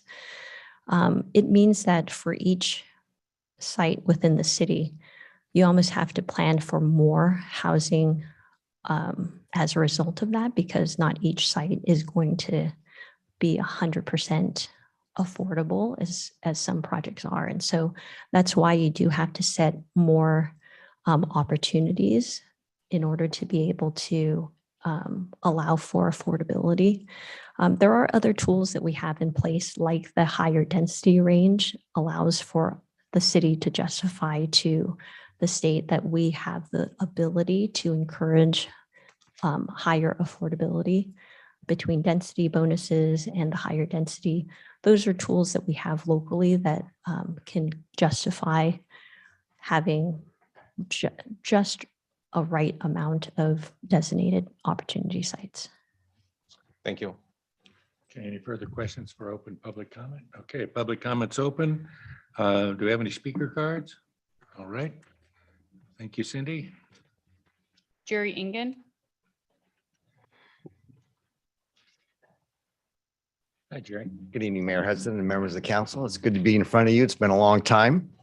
First, I'd like to acknowledge the enormous amount of effort that your staff has done to put together the housing update and the general plan amendment, the number of hearings and staff reports and studies. It's been an enormous effort on their part, and the quality of work has not suffered. It's been fantastic, and I'd like to commend the work that they've done. With that, I do want to focus my comments on the DMU North Zone, as that has an impact on a number of our properties within Bishop Ranch. I'm hoping I can beg for a few more minutes beyond my allotted time, since it does impact a number of our properties as I kind of work through our comments. I think that the proposed zoning with the density range of 20 to 60 units to the acre does provide flexibility to achieve kind of our common goals. And I think a couple of important common goals that we share is, one is to support the existing retail and make sure that the existing retail that we have does thrive. And secondly, to create really great places. And so on that we align, and I think the zoning does that. Where we get concerned is when you start to get into the implementation stage and you start to get very prescriptive about what has to happen within those properties on that zone. For instance, if you are going to require some ratio of retail and you have small amounts of retail scattered on various sites that might develop over time, you don't really create thriving, great retail, and we end up with empty retail spaces potentially, and that doesn't enhance the quality of life of the residential or the neighborhood, the livability of the neighborhood, and surely doesn't support the existing retail centers. As well as if you add for certain ratios of commercial on an existing or on the same site, if you have an office that's no longer viable, you end up with empty office and you don't really create a great sense of place. So I think the range and the densities as envisioned for that area work, but we have to be very careful on the implementation and the definition of those zones. As we see and we envision the ever evolving needs of the market and the evolving needs and demand of office, we could see that some offices might lend itself to density, like we are doing for 2600 at City Walk, where we're adding high density residential in the parking lots. Some might lend themselves more to BR6, where the office is no longer viable, and then it needs to be replaced with some sort of residential. And that goal goes to support our goal, our visions, your visions. It goes to support the RENA allocations that you need to achieve. And so we think that you need to make sure that we're not prescribing that every single parcel has to have a certain mix of uses, because we think a great mixed use could just be adjacencies. And we have a number of square footage of commercial office space within the Bishop Ranch that creates great adjacencies for mix of uses. But we have a need for housing, and we want to create great housing, and we want to create great livable places. The beauty about Bishop Ranch and the north community, in the north, the designation of the downtown mixed use zoning is that it's in an area that we have very close proximity to existing retail, which is what you want to support.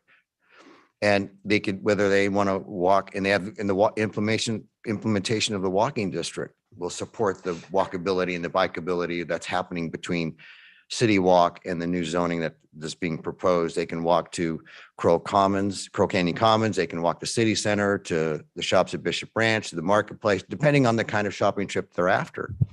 And so I don't think having the need of having mixed use on a specific parcel prescripted goes to further the goals. I think having them adjacent and having the ability to based on the market demands and the needs, whether you have higher density apartments or for sale. I don't think you'd want all of the housing to be 7 stories, multifamily apartments. I think the variety is important to have a rich fabric in this core. And so having a lower density for sale product like BR6 and Summerhill's doing adds a great fabric and a great variety of housing types, and maybe doing some more of that at the lower densities, and then some of that being maybe in the higher densities for multifamily. That zoning allows you to do that. But if you try to prescribe it on every single site, I think you can find yourself having sites that become not financially feasible, and then you end up with not meeting any goals. So our concern is just being careful about how that zone gets defined, and to ensure that we have great quality spaces, that we're supporting our existing retail centers and creating great livable and great mix of uses in that zone. And so I'm here also to answer any questions you might have. Okay, thank you. Next speaker. We're good, Jerry. Kaiwansa Country.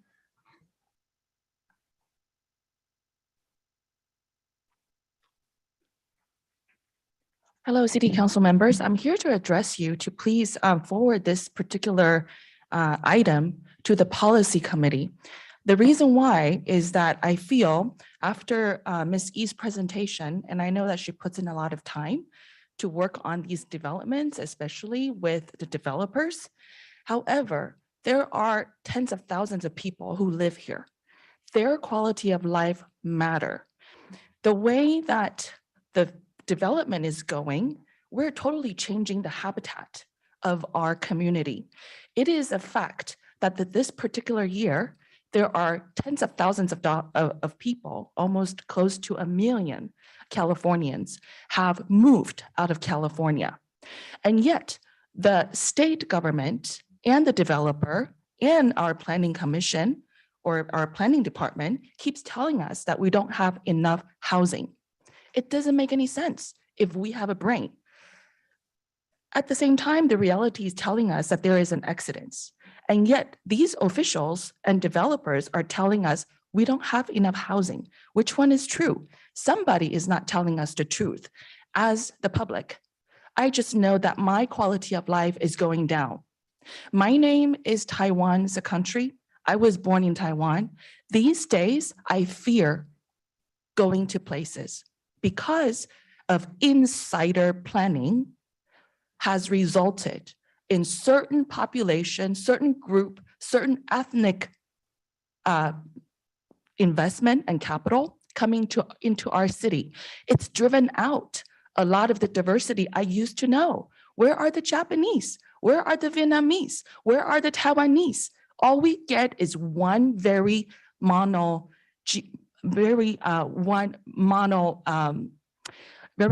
homogeneous Asian group. And then that Asian group now represents all the diversity of other Asian groups. I, as the public and who is an American, really resent that. I am afraid in the future, we will turn into Cialifornia. How do you spell that? XI is replacing C, California. We will no longer be California, but Cialifornia, as in C, Xi Jinping. So without taking up further ado, and thank you for extending my time, and I hope the developer will actually appreciate a former Taiwanese person has paid $2,500 in appeal, and he got free 10 minutes. So thank you for the, actually, I haven't gone over yet. Okay, I'm in time. So I would like, I guess my request is for you to please forward this to policy carefully, consider it. You have fiduciary duty as our elected officials. You need to make sure that your developments and your decisions are not pulled by certain interest groups, but for the quality of life for everyone. I want the developer to make a lot of money. I want everyone in the city of San Ramon to thrive, but not at the expenses of certain group of people, especially Americans. Thank you. Thank you. Any other speakers? That was the last speaker card. However, I do have hands raised on Zoom. Okay, let's hear from them. The first is a phone calling user.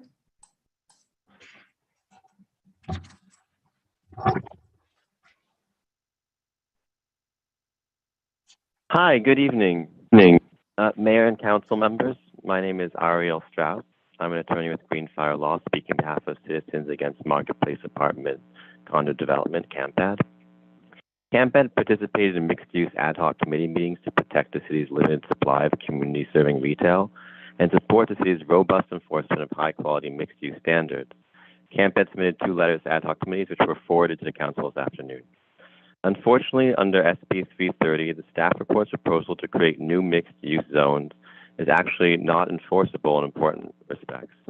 SB 330, and specifically Government Code Section 66300I1, permits the city to take actions that may reduce level of permissible residential density, which the proposal does in some of the new MU subzones, but only if the city simultaneously shifts residential density elsewhere. The staff report in the presentation does not seek to assess low density needs to be shifted. As a result, if the city is not careful about the mechanics, the changes may amount to nothing more than aspirational preferences that developers will be free to ignore. Earlier this year, the city wisely obtained a retail analysis that warned the city that, quote, old centers become less competitive and the city is likely to face increasing pressure to redevelop these properties with residential development, end quote. And, quote, the city must incentivize reinvestment in existing retail properties to maintain San Ramon's retail footprint in response to market pressure to replace retail commercial space with residential development, end quote. The mixed-use ad hoc committee correctly observed that since SB 330 went into effect, virtually no significant commercial developments have gone into the pipeline. And in fact, as we see in the TRC marketplace application, some app developers seem to be ignoring the city's, quote, mixed-use standards by building all residential with only a token, in this case, repainted Starbucks as commercial. Consequently, CAMPAD urged the council to impose clear and significant minimum commercial use levels so the retail aspect does not imperil scarce retail opportunity sites. Tonight, CAMPAD asked the council to do 2 things. Direct planning staff to actually calculate and assess the changes to accomplish the goals of the retail analysis to preserve the premium commercial locations, reduce retail leakage, and CEQA traffic impacts, and provide sufficient quantity of square footage necessary to serve the long-term retail needs of the city's growing population. It's not clear if the mixed-use designations proposed tonight do that. And 2, request the city attorney opine on enforceability of mixed-use standards in the face of SB 330. To make the design standards enforceable and obligate developers to actually build meaningful retail, the council must explicitly declare the mixed-use zones exempt from aspects of SB 330 standards by residentially upzoning another part of the city where residential units will not come at the cost of the city's necessary yet limited commercial sites. Thank you for your time. Okay, thank you. Any other speakers or hands or what else we got? Jim Blickenstaff. Jim, you're up. Good evening, Mayor and Council.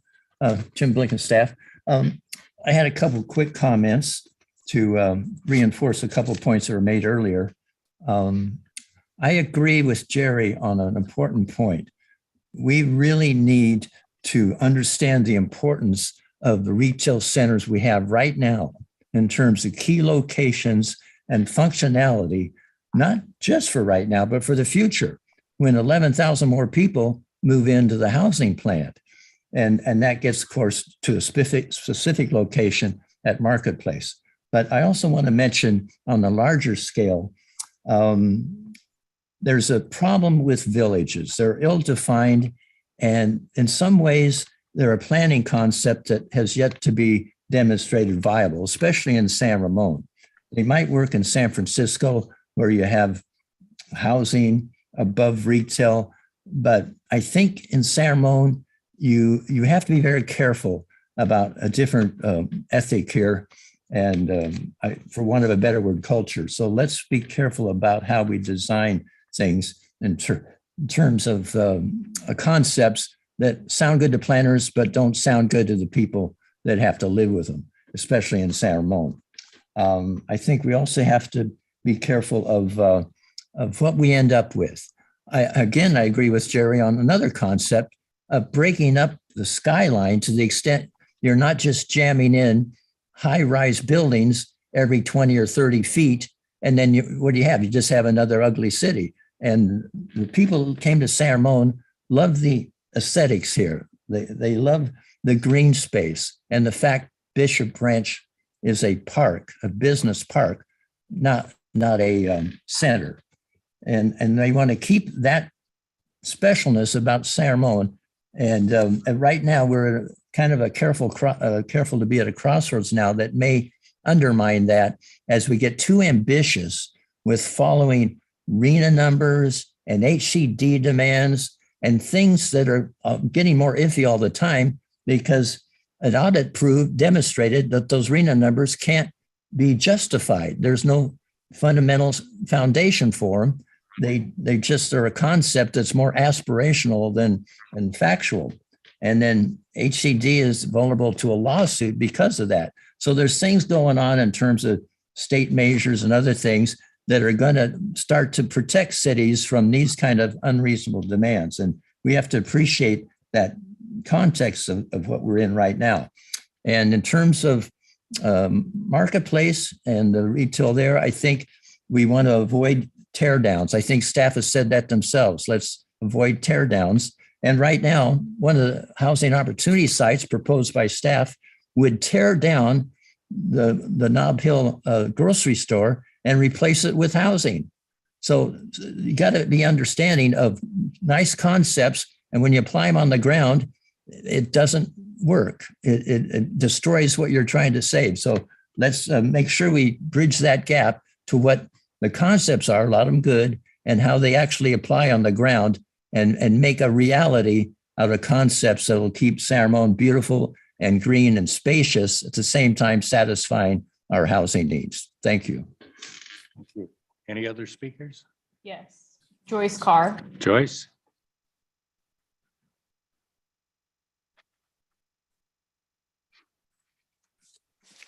Good evening, Joyce Carr, resident of San Ramon. I'm continuing on with what I've heard before. The loss of the Nob Hill grocery store at the marketplace is a really sad loss for our community. With that project, the growth and with the project of the growth of our city, with thousands of people going to be moving here, if this is what ends up happening, and I hope it's not, walking to the marketplace in Nob Hill would have been exactly what the city's been talking about, wanting, and that's people walking, people being close to where they're shopping. Now I talk to so many people who used to shop at Nob Hill, and they go to Rayleigh's in Pleasanton to do their shopping. So they're in the car, just exactly what we don't want. My husband is included in that group of people that does that. So please consider a full service grocery store in the marketplace. Thank you. Thank you, Joyce. Next. That was the last hand raised on Zoom, but we did receive a written comment from Ariel Strauss as well. Yeah, I think we got an echo of it earlier, but I would like to propose right now, close the public hearing. I'm sorry, comments. It's 9:09. Why don't we take 5 minutes?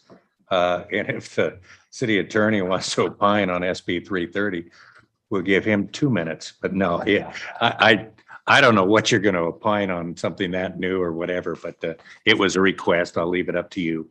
And we'll be back in 5 minutes, if that's okay. About 20. 20 after? Okay, 20 after it is.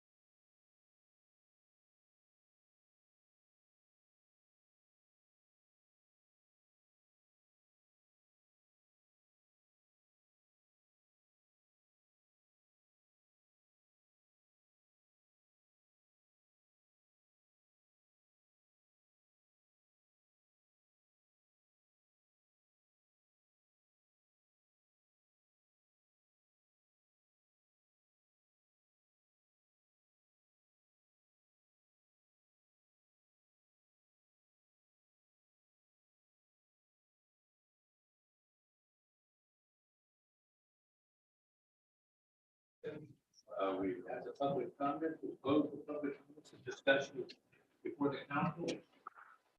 Give us your thoughts. Or do you want me to start it off? Yep. And if you want to start it off, that's fine too. Oh, no, go ahead. I mean, I was just going to say, packet page 123, we have the strategy and policy recommendations. Incentivize and reinvestment in existing retail properties to maintain San Ramon's retail footprint.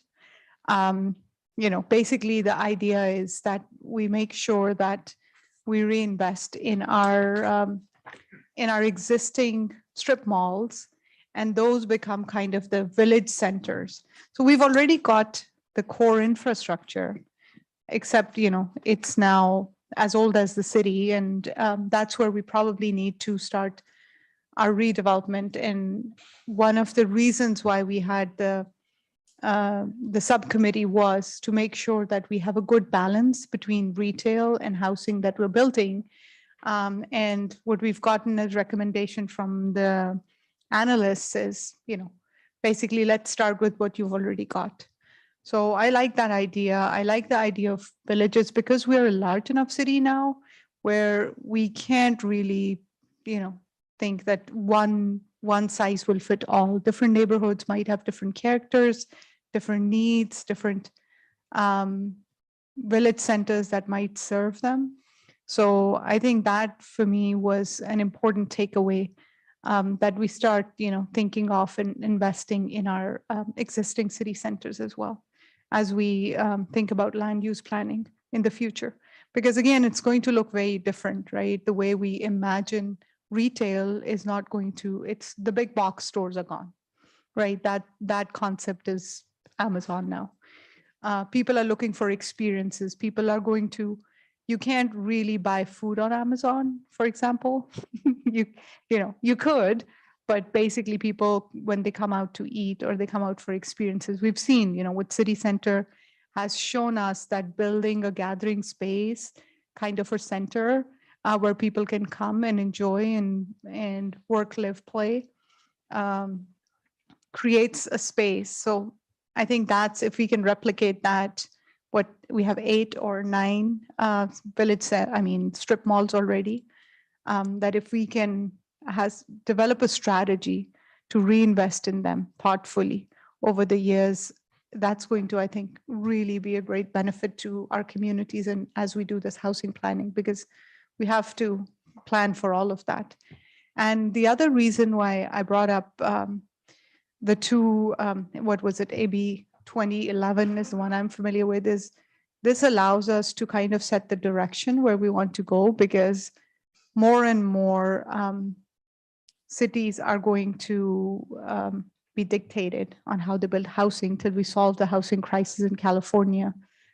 So having a vision and setting a vision through this plan is an important part of doing it now versus waiting for it later as well. Scott?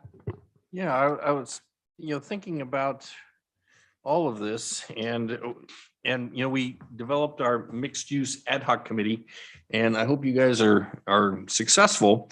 But in that, you need to have a measurable, definable, objective standard. And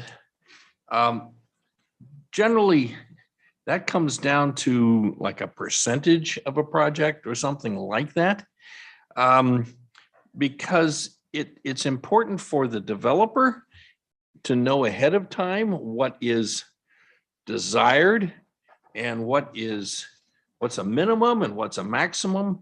And so they can work within some boundaries, but we need to have objective standards that are defensible, and it takes some of the ambiguity out of what we expect the developers to do, and the city will benefit from having something like that. Now, I'm sympathetic to what Mr. Engen said, and that if you say that 20% of this parcel, say BR8, for example, has got to be commercial. I was thinking more of BR6 actually, if we said we had to make 20% of BR6 commercial, would that be a better project than what we ended up with? And I'm inclined to say no, it wouldn't be necessarily be a better project to have 20% of that or some arbitrary number of that Summerhill project being commercial. So we need to come up with a way that we can continue to provide the commercial spaces, the offices and retail, but we will continue to have ways to provide the housing. And maybe that is done on a bigger land area, particularly if it's owned by a single entity. If it's owned by different entities, then it becomes much more challenging. But if it's owned by a single entity, you kind of, maybe as part of conditions of approval, you say, okay, you want to move the commercial to a different parcel, kind of like what we do with density in housing. Sometimes we've done that over, on the west side. We've said, okay, you've got a great big parcel here, or we did it in Faria. You got a great big parcel here, but we're going to put all the development in a smaller part. And we moved the open space to a different place. So I'd like at least some consideration of that. I want to find a way to minimize live work. I'm completely dissatisfied with how it's been implemented. It may work in a more urban environment, but nobody has shown me yet that it works as conceived in a suburban environment. DMU South. I'm inclined to agree with the Planning Commission that it's premature. That parcel is currently owned by Chevron. As I understand it, I don't believe, I haven't been told yet that that a sale has actually been consummated. And so I think it's premature to decide what it's going to be while it's still a office administrative use. And there will be time to look at that in the future. I'm sure that Sunset Development has an interest in it. I don't know whether they're interested in buying it, but they certainly have an interest in it.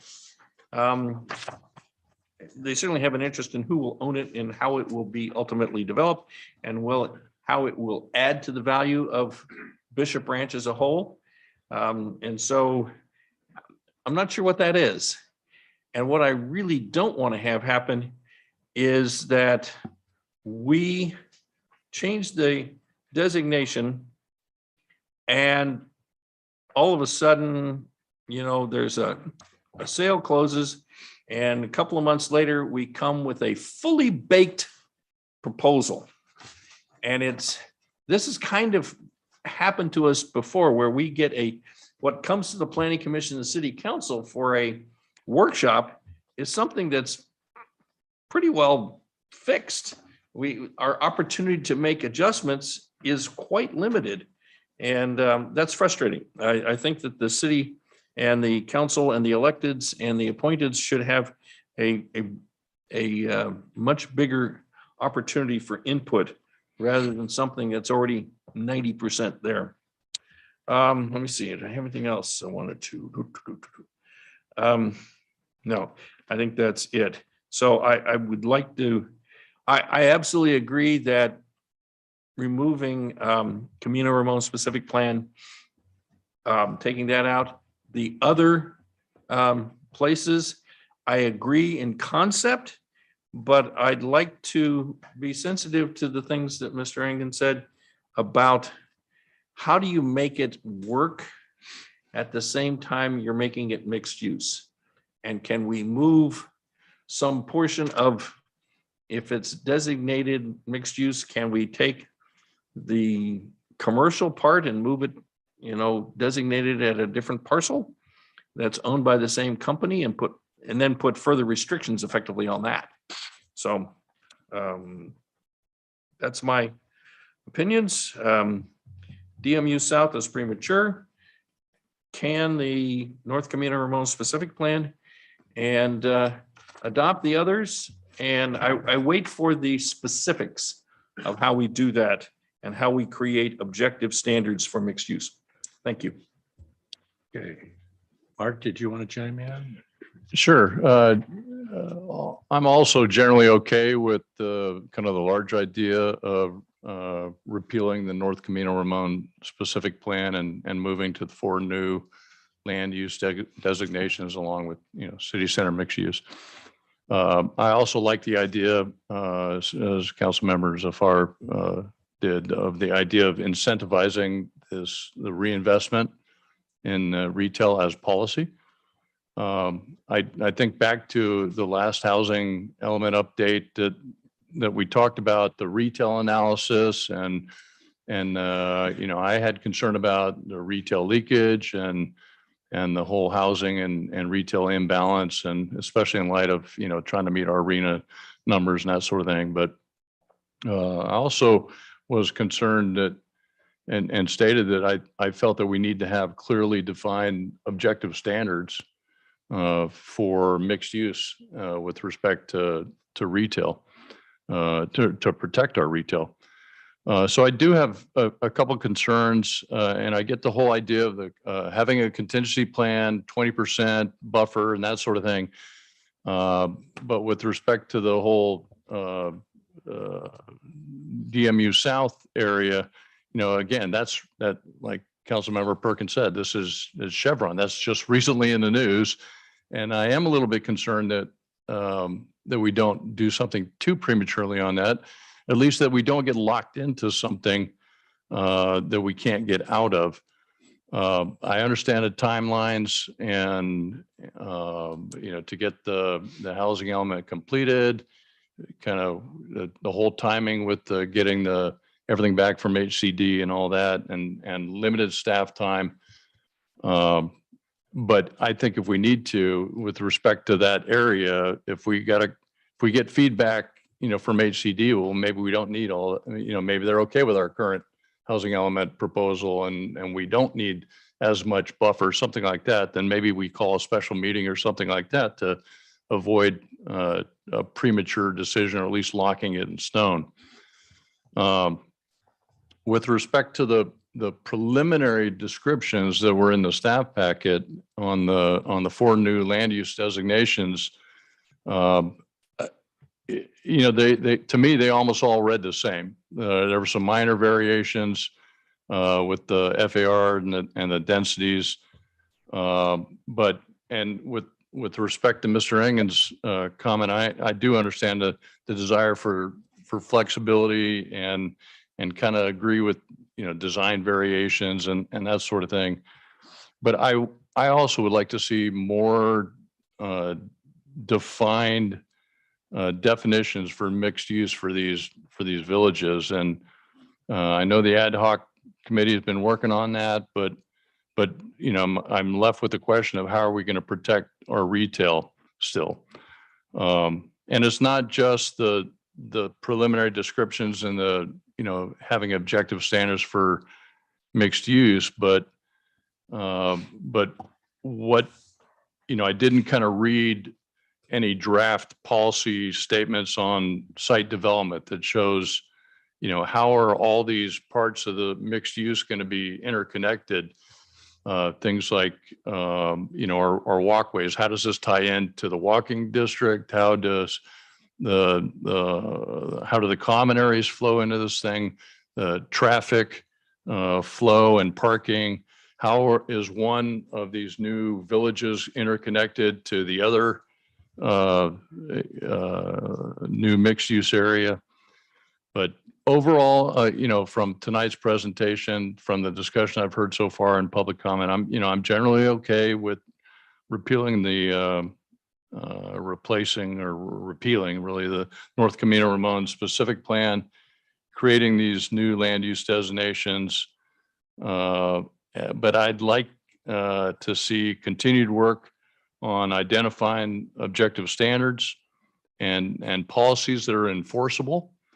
for the mixed use and site development. And I'd really interested to see what comes out of the planning commission so I can further evaluate that in the future.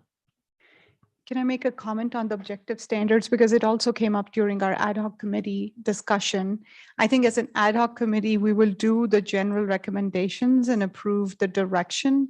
The details are probably going to be in, perhaps staff can address this, but I think it's going to be through the policy and through other committees on how we define and set those objective standards. Because I think we'll probably have one more meeting and then the ad hoc committee will be done in terms of what, kind of where they were going with direction. Yeah. So probably the ad hoc committee won't give you all the details of. Yeah, and I get that. I think maybe I had some lofty, ideas of where that ad hoc committee was going to go and, what they'd be able to end up with, but seeing kind of how you kind of set the direction to where then. It's a little bit harder, I think, to get to the final end state than maybe I was expecting at the beginning.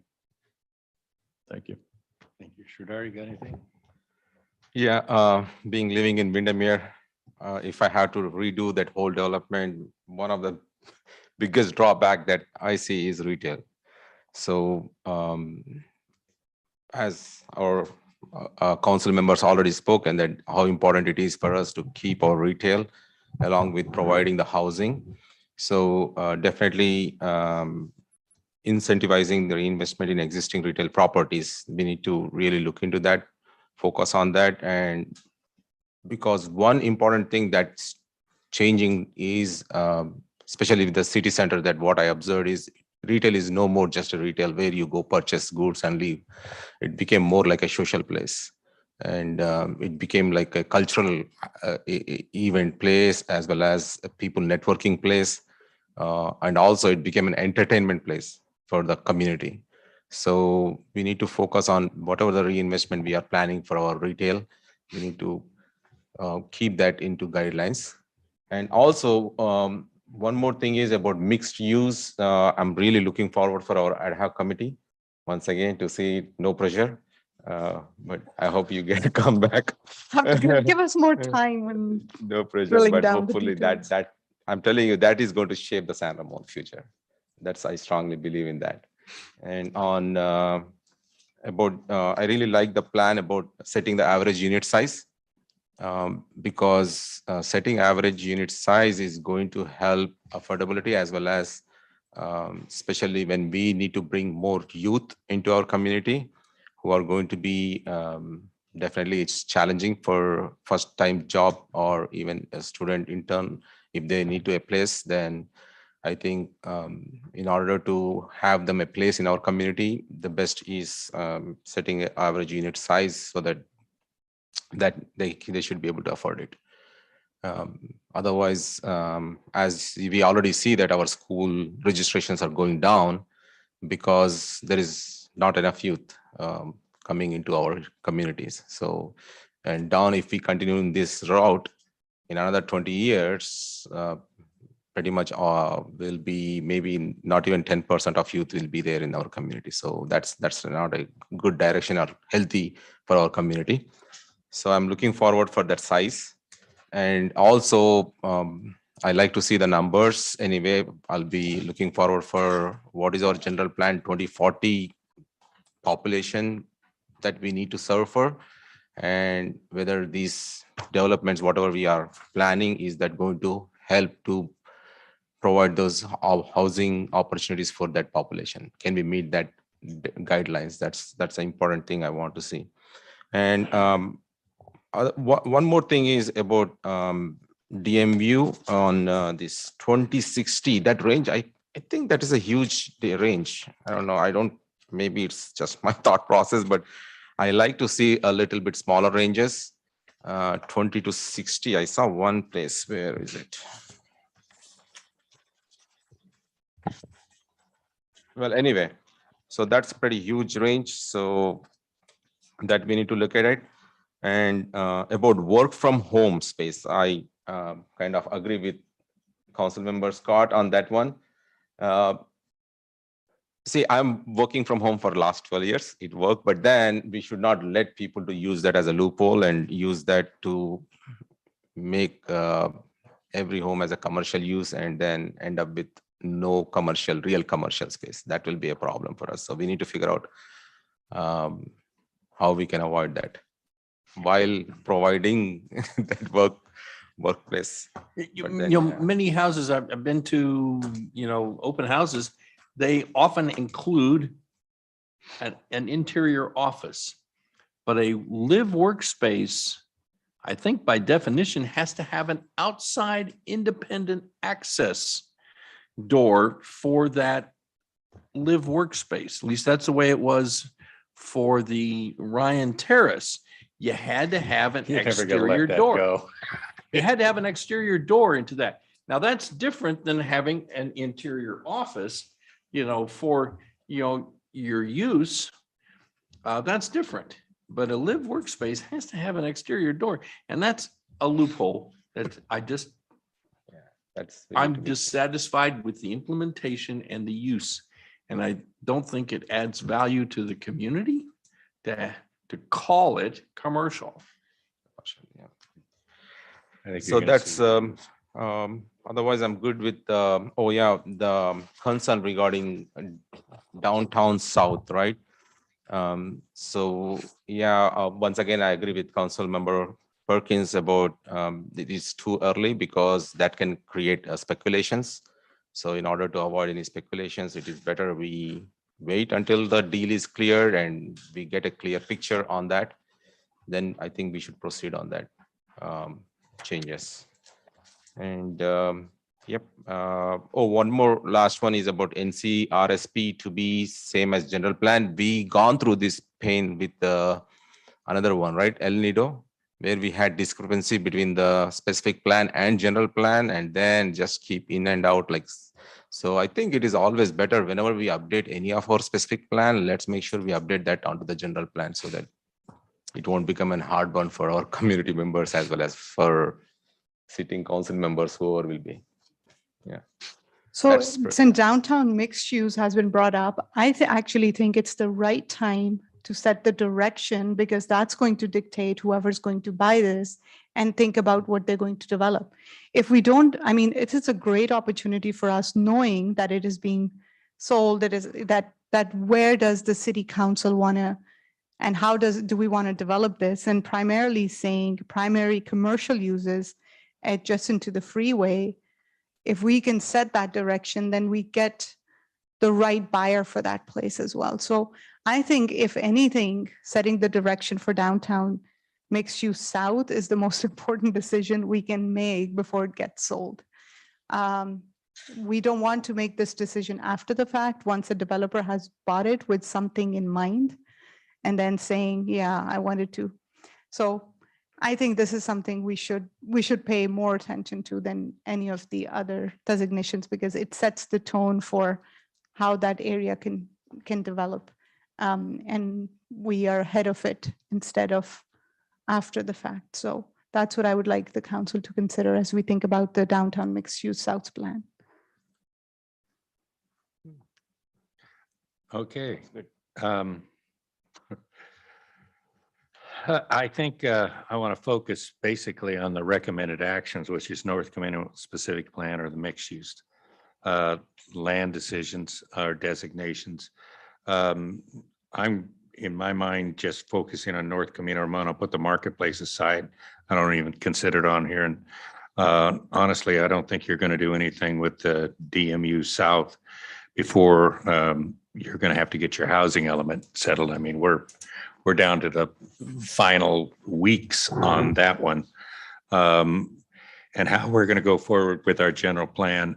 If you want to start studies and stuff on what to do with the Chevron Park, it's fine. But to me right now, let's get this thing with HCD settled. The 20% is, I would consider mandatory that you have in there, or you're just, they're going to kick it out. I mean, you give HCD a reason to kick it out, they'll kick it out. The issue about a policy committee, I think we heard from them tonight. I don't think we need to hold a meeting and not be able to hit the end of the year, which everybody's supposed to have this thing done. I think the other thing that's going to pop in here, I mentioned it to Cindy, we talked about FARs. That's going to change with the transit livable community policies, of which we're going to be part of. I can't remember if it's tier 2 or tier 3, but it's probably going to pop in there. A lot of the issues about retail is going to be different in the Bishop Ranch or the core area because of the transit that is being set up there. The free transit is going to make a difference. The shuttles, the little San Ramon thing we've got going, and the pilot program Chris Weeks put in, really interested to see, just with what we know, leave Chevron Park out of it, how close are we to the jobs housing balance? I mean, we were pretty close before, but you're going to have your footing on the ground, solid ground, I should say, when you start saying, I want to protect retail, which we did, believe it or not, in Doherty Valley. At the DVOC meeting, Bill and I went a little nuts on them when they downsized the retail there. But why did they do it? Because you can't fill the buildings. It's a bad time. But remember, we did not, even when BR6 is gone, we did not take that commercial out. We left it in there that, if something comes along, that's why I'm a little bit more inclined to go with the flexibility that we were talking about before. And then when we do these things in steps, here's the recommendations from the committee. We're past this HCD timeline of December 31st. We start looking at how well are we doing for this 2025 RENA review, which I think is going to be uglier than we've ever seen before. And then there's a real key at the end of 2025 or 2026 starting, the urban limit line's gone. Is a lot of this going to change if we do something out there? But I think what staff put in front of us today, repeal the North Camino Ramon, we finish up our work on the mixed use so that we can get it in front of you to see what it is. But I don't know exactly what the standards are, so I'm not going to sit there and entrench myself. No, we don't need to do that. But right now, just from what I'm seeing, that Buffy Wicks legislation, Sabina, that you brought up, that is just like, well, why are we zoning anymore? And then you throw a SB 330 on there, and there's a bunch of other numbers. Church sites, don't bother with parking. You don't need them. I mean, there's some strange legislation out there. And I wish I didn't know about SB 9, but that didn't take long to find out who was going to use that, where you can put 2 or 3 houses in your backyard. So I really think where staff has gone with this tonight, staying with the possibility of the flexibility to get through this thing and get it approved. I was really proud that I think we were the first ones to get the 5th cycle approved. But I've been around, so it might have been the 4th or the 3rd. I forget which one, but I think we did a good job on that. Repeal North Camino. I mean, people forget we voted on that March 5th, 2002. It might be a little dated, so probably, yeah, that was our general plan. Eric Wallace was on the general plan update committee. Faria went through at the same time, and I think Crow Canyon. So sometimes the best laid plans sound great, but when things are changing as fast as they are, I understand the retail component on it. To me, it's more important to have services. I was shocked, but last year was the highest retail sales tax we've had in Contra Costa County. Our half-cent sales tax went over $100 million for the first time. I didn't know that. I don't know how it works out or all the DoorDash and everything else how that tax gets figured out. But Contra Costa Transportation Authority collected, I think it was $108 million. Yeah. And 80 was supposed to be where we were going for the longest time. So yeah, I think I have no problem with the repeal of that. The mixed use will work on, and as much flexibility as you think you need to get this thing through HCD now, I'd say do it with the view that 2025 review, it used to be like 4 years. Now I think David Chu has something to push it up to 2 years, is going to make it extremely difficult. But then we keep in mind what you heard tonight, policy wants. Okay, what can we do with a standard? But retail right now is not, I wish they'd start building out in Doherty. That thing was supposed to be, we were supposed to have 800,000 square feet of retail. And we can't get anything out there. They don't want to go. So it's a problem. The ideas that the county had in the 90s are not working right now. But if that changes, we'll be ready. That's my thinking. So we'll see how if the chairman would just get on the ball and start pushing that mixed use punch, we'd have it done. We'll bring it back to you. Have you some time. We know that you're looking for standards. And if there's no further comments on it, what else do you need, Cindy? You think you've heard enough from us? Have we pontificated? We want, we want 125% of everything. You don't need any motions? Everything's good? You got the idea? Okay. Anything further before we shut it down? They've given us a feedback. We are on to the highlight of the evening, the city manager comments. Thank you.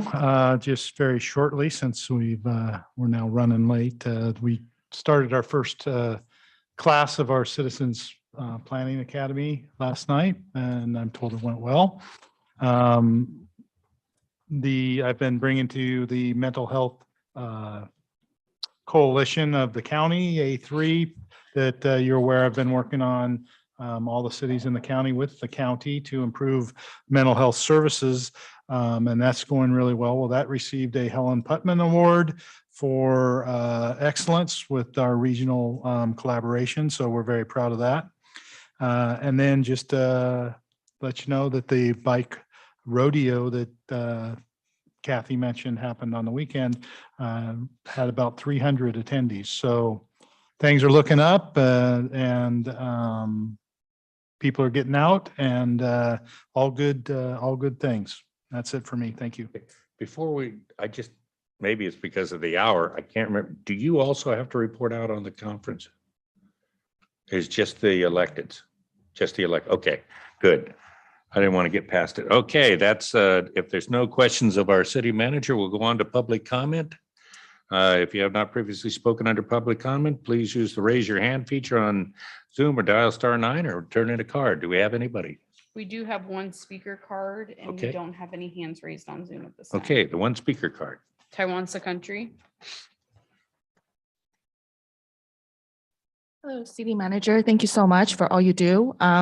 I want to address the bike rodeo that you just mentioned because my friend, Helen Sherney, has trouble recently participating in the city meetings.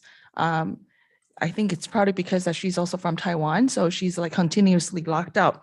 And also whenever we're here, we cannot pull consent agenda. So we weren't able to discuss tonight's consent agenda 5.6, which concerns bike rules. As a public, I would like to know that, as we have more and more diversity in our transportation, right now it is still sparse. You get a couple here, maybe a dozen there on the trails, but then eventually the roads per 5.6 consent agenda, eventually it seems like we're gonna get the Asian model. You're gonna have hundreds on the streets. Then in that case, as a motorist, I'm not sure, we really know how to maneuver. In Asia, I know that right turn at red light is prohibited. But in America, or in the state of California anyways, ever since I was able to drive, we are always allowed to make a right turn. And that is a major danger because, now you have bike coming the same direction, parallel, and you are allowing the motorists to make a right turn. Oftentimes they get slammed and they usually die because you have, a cyclist and a motorist. In addition, you have the electric scooters that I'm seeing a lot more. All of a sudden, I'm seeing a lot more. So I guess my public request is for the city to please have some sort of committee or a particular staff in charge of really coming up, think through the actual feasibility. I know everything looks really good on paper, but some unfortunate bike cyclist or pedestrian can actually literally die just because someone opens up the door, because our density is going to be so much more. And I know it firsthand because I've lived in Asia. So I would just like to have those, possibly work through. And then as far as the painting, I'm not quite sure what the Public Works is talking about in terms of painting the pavement inverted V shape, and then there are different bikes.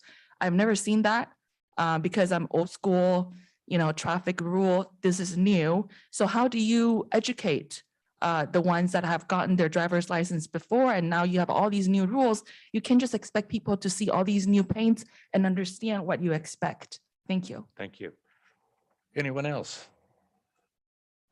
Okay, we'll close the public comment. Now we're on to the not quite as exciting as the city manager report, but Mark, we're going to start with you. This is city council members. We did go to a conference. We do have to report on that. We'll include it with our comments tonight.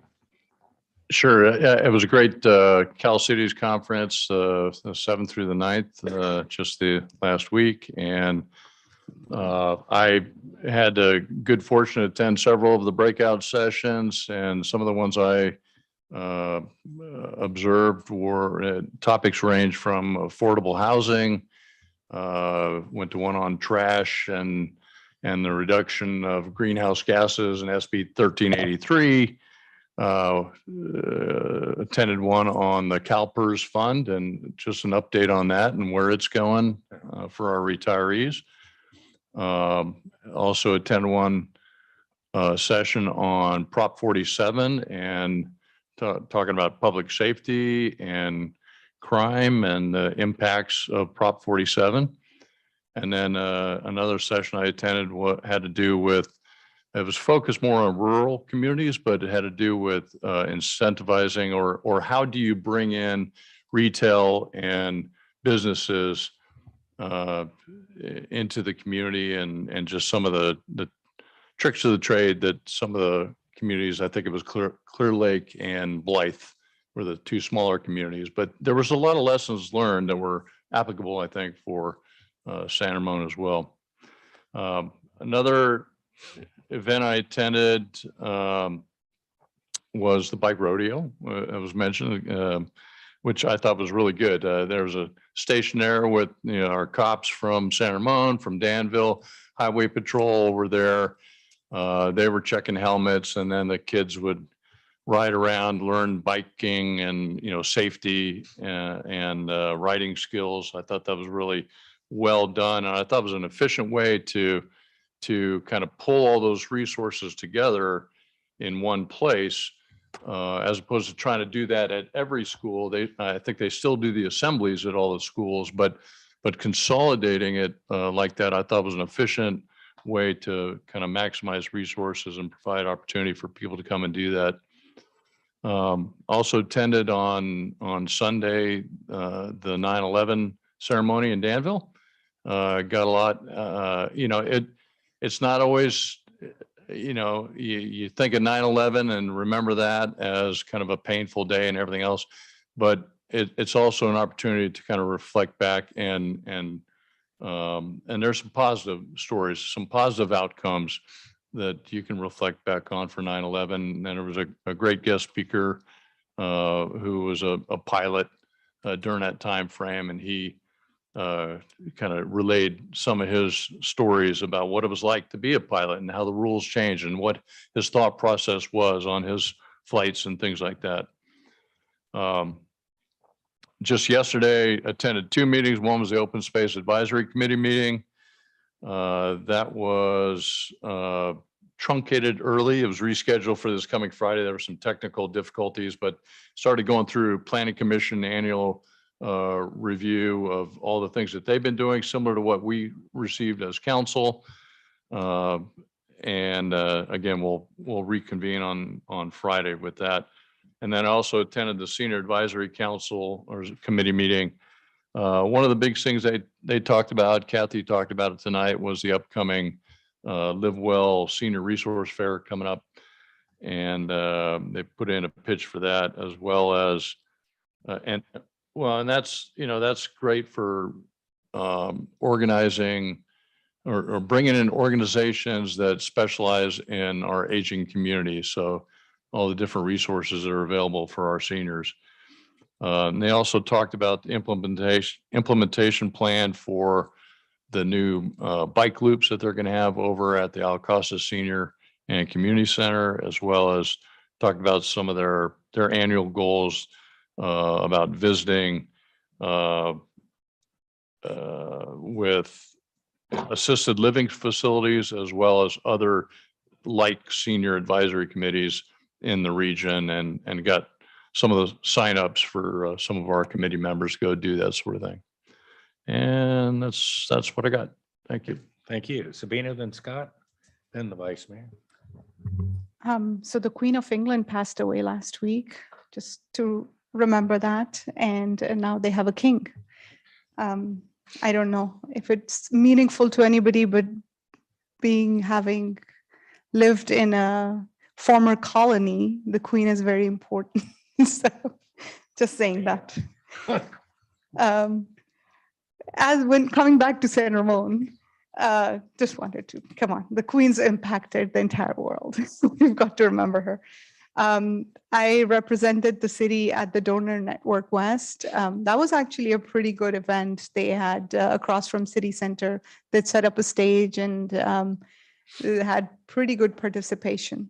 So those of you, I think we raised the flag for them back in May as well for the Donor Network West. They are in San Ramon, their offices. So it was good to see people come out and go for the 5K run and the kids dancing and doing their little run. The bike rodeo, everybody's mentioned that. I think that's a little bit of history on the Street Smart program. They used to do it at the schools, and then a couple of years, the committee decided that we should do maybe a community-wide bike rodeo, and it was going to happen 2 years ago. Then the pandemic hit, and it was delayed. And the reason we had 300 participants is because it was very controlled. We didn't want to overwhelm. They were checking bikes and helmets. And I think if we didn't have a cap, we would probably have had 2 or 3 times as many people participate, because the parents really wanted to be in there. They came with their bikes, but we were told it's just for the students right now. But hugely successful for a first-time event. And Dolores and Mark did an amazing job. They're mostly a 2-person team that's carrying the weight for this one. So appreciate all the hard work they put in there. There was the Papa internship, and Councilmember Veros had his interns that graduated from the internship program that he had through the city. There was a gallery opening as well, which was really nice in the community center. Again, there are 3 or 4 artists. So if you haven't checked it out, I think it'll be there for a few weeks. Really cool artists. And there was, some student artists as well that had their displays there. So that's always fun. And then I also had an opportunity to attend the 9/11 memorial. Again, as we remember this, we also remember that Tom Burnett was a resident of San Ramon and he lived in Kenyon Lake. So they actually do put flowers for him on 9/11 as well. What else we had the finance committee meeting. I think we have some concerns, but it was a mid-year report. We just, again, going back to retail and making sure, we always balance the budget. The staff does a good job of balancing the budget, but at what cost? I think those are the conversations we're going to start having as we talk about, our revenues. And League of California Cities, I also attended that. I am also proud to serve as the 2nd vice president of the East Bay division now. That means I'll try to bring more events to San Ramon as well as we design the program. As well as, there were some really good sessions that I got to attend. Interestingly, one of them was on diversity and inclusion, but it wasn't what you would think. So it was the City of Irvine, the City of Oakland, and then this farming town, Salinas, that presented how they were doing diversity and inclusion. And a lot of it had to do with transportation and security providing to the communities and sustainability as they're building these cities. So I found that one quite interesting. And then I think Prop 46, right? It's Prop 46. It's obviously, it's not 47. It is 47. Okay. Yeah, Prop 47. I think that's gotten a lot of attention, and how we're going to reform that was a big topic. So that was one. And then the other thing I wanted to raise was the Bollinger Canyon speed limit, which people have been bringing up to me, especially because there was an accident recently as well. We have the skinny part of Bollinger Canyon, which is like 35 miles per hour, and then it goes into 50 miles per hour. I know we are following rules, but I think this is something we need to look at, because what happens is people go through that 35 miles an hour part, and then they just ramp up their cars and they're like, hey, now I can go to the 50 zone. So it's almost a highway speed in a residential community, which is becoming more and more concerning, I think, for residents. So I don't know how we address this, but I think this is a discussion we need to have, because that road is becoming dangerous. And people are just, hey, 35 to 50, I can just, put my foot on the gas and just go run with it. So that was something which I think I wanted the council to think about, and maybe we bring it back and agendize it. That's it from my end. Okay. So I attended the Library Foundation board meeting last night. Their focus was on the September 23rd, 24th book sale that Kathy mentioned. So you can buy books from there. They had over 2,000 books donated last month. They sold 600 through the store and some online activities, but their collection grows, and then they have one of these sales and it shrinks again. So check it out. There'll be another book sale closer to Christmas if you're looking for Christmas presents. So the other thing they were focused on was, of course, the jazz concerts. There's one October, November, and December. It's on the first Saturday of each month. Different jazz artists will perform, and tickets will be online. Also attended the League convention. It was one of the best I've been to. I was joking with, there must have been 15 law firms there. I think it's the Full Employment Act for lawyers, is municipal law there. And so I jokingly said they ought to have a American Ninja Warrior competition among the lawyers. But in addition to the exhibition, the breakout sessions, of course, are one of the big reasons we go. I went to the PERS one. I specifically asked the PERS, I was a deputy investment officer, I guess. I said, do you think that the 6.8% discount rate will continue? Is there much pressure downward on that? Because when the pressure is downward on the discount rate, it raises our costs. And he said no, that their models showed that they can achieve an average of 6.8%.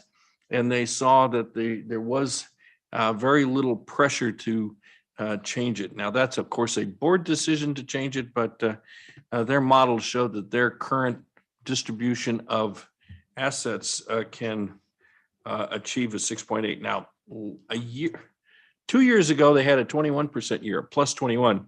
Last year, they had a minus 6.1. So it remains to be seen. Today was a bad day in the market, but who knows? Next month may be a good month in the market. It's always hard to tell. I went to one on funding capital projects. I went to the Prop 47, Prop 57 discussion. Unfortunately, it devolved into a pity party without very much in the way of concrete suggestions. But I also went to one on dysfunctional councils, and it is amazing. There are some councils out there that are just mind-bending how dysfunctional they are. No, I was looking for some, frankly, there's some really good stories out there of dysfunctional council. It's like watching a car wreck, going to a NASCAR race and hoping you're on the turn where the accident happens. Some of these councils are just mind-bendingly dysfunctional. And aren't you glad you don't have one of those dysfunctional councils? Because you guys hear the stories too. So that's my report. Vice Mayor Burrows. Attended League of Cal Cities on Wednesday 7th to 9th, Friday. Had a great opportunity to learn a lot of new things. This is my first time. I attended that event. Also had a good opportunity to meet and having some new friends. So one thing that really amazed me is even though California is so diverse in geographically, like you see the coastal lines and mountains, inland, and also diverse in population, but the theme of issues are all pretty much same across the board, like the challenges of housing, that's like everywhere, and then economical struggle with the post-recovery of post-pandemic recovery, that's another one, and about the crime prevention, or the challenges that they are facing. So it's it's pretty much looks like that everybody is going through the same phase, even though they are like different or so much diversity. So I had an opportunity to attend a general session by soccer coach, women's soccer coach Alice. Amazing. It's one of my favorite session. That I'm very glad that I attended that. A lot of good tips from her about leadership, management. Yeah, that will stay with me for hopefully for throughout my life. And the next one, another important one is building youth-friendly community by Sacramento City. It's amazing the way they are working and focusing and their commitment to build youth-friendly communities. They have this youth commission. And also they are granting like $5 million, right? So when some of them they questioned about, hey, we don't have this kind of money, then I thought, okay, let me share our city's youth teen council. So I said, we don't spend any money, but we have this good service that's going on. So hopefully that helps some other cities who don't have that kind of budget. Another important one is AB 47, Proposition 47 fix. I'm very glad that California is very serious about fixing the flaws that we have. Especially I see that they provided $346 million general fund over 3 years to create this task force, especially to reduce the retail theft as well as neighborhood thefts. So in order to address that one, they are allocating $345 million. I don't know how that money is going to come to our chief. Hopefully we'll get some money from that with our SRPD. So that's another one. And diversity inclusion community built by, I forgot the cities, but that's another important session. As you know, California is well known for that. And then affordable housing by Tahoe City. That's another important one, especially, Tahoe City, they have a lot of,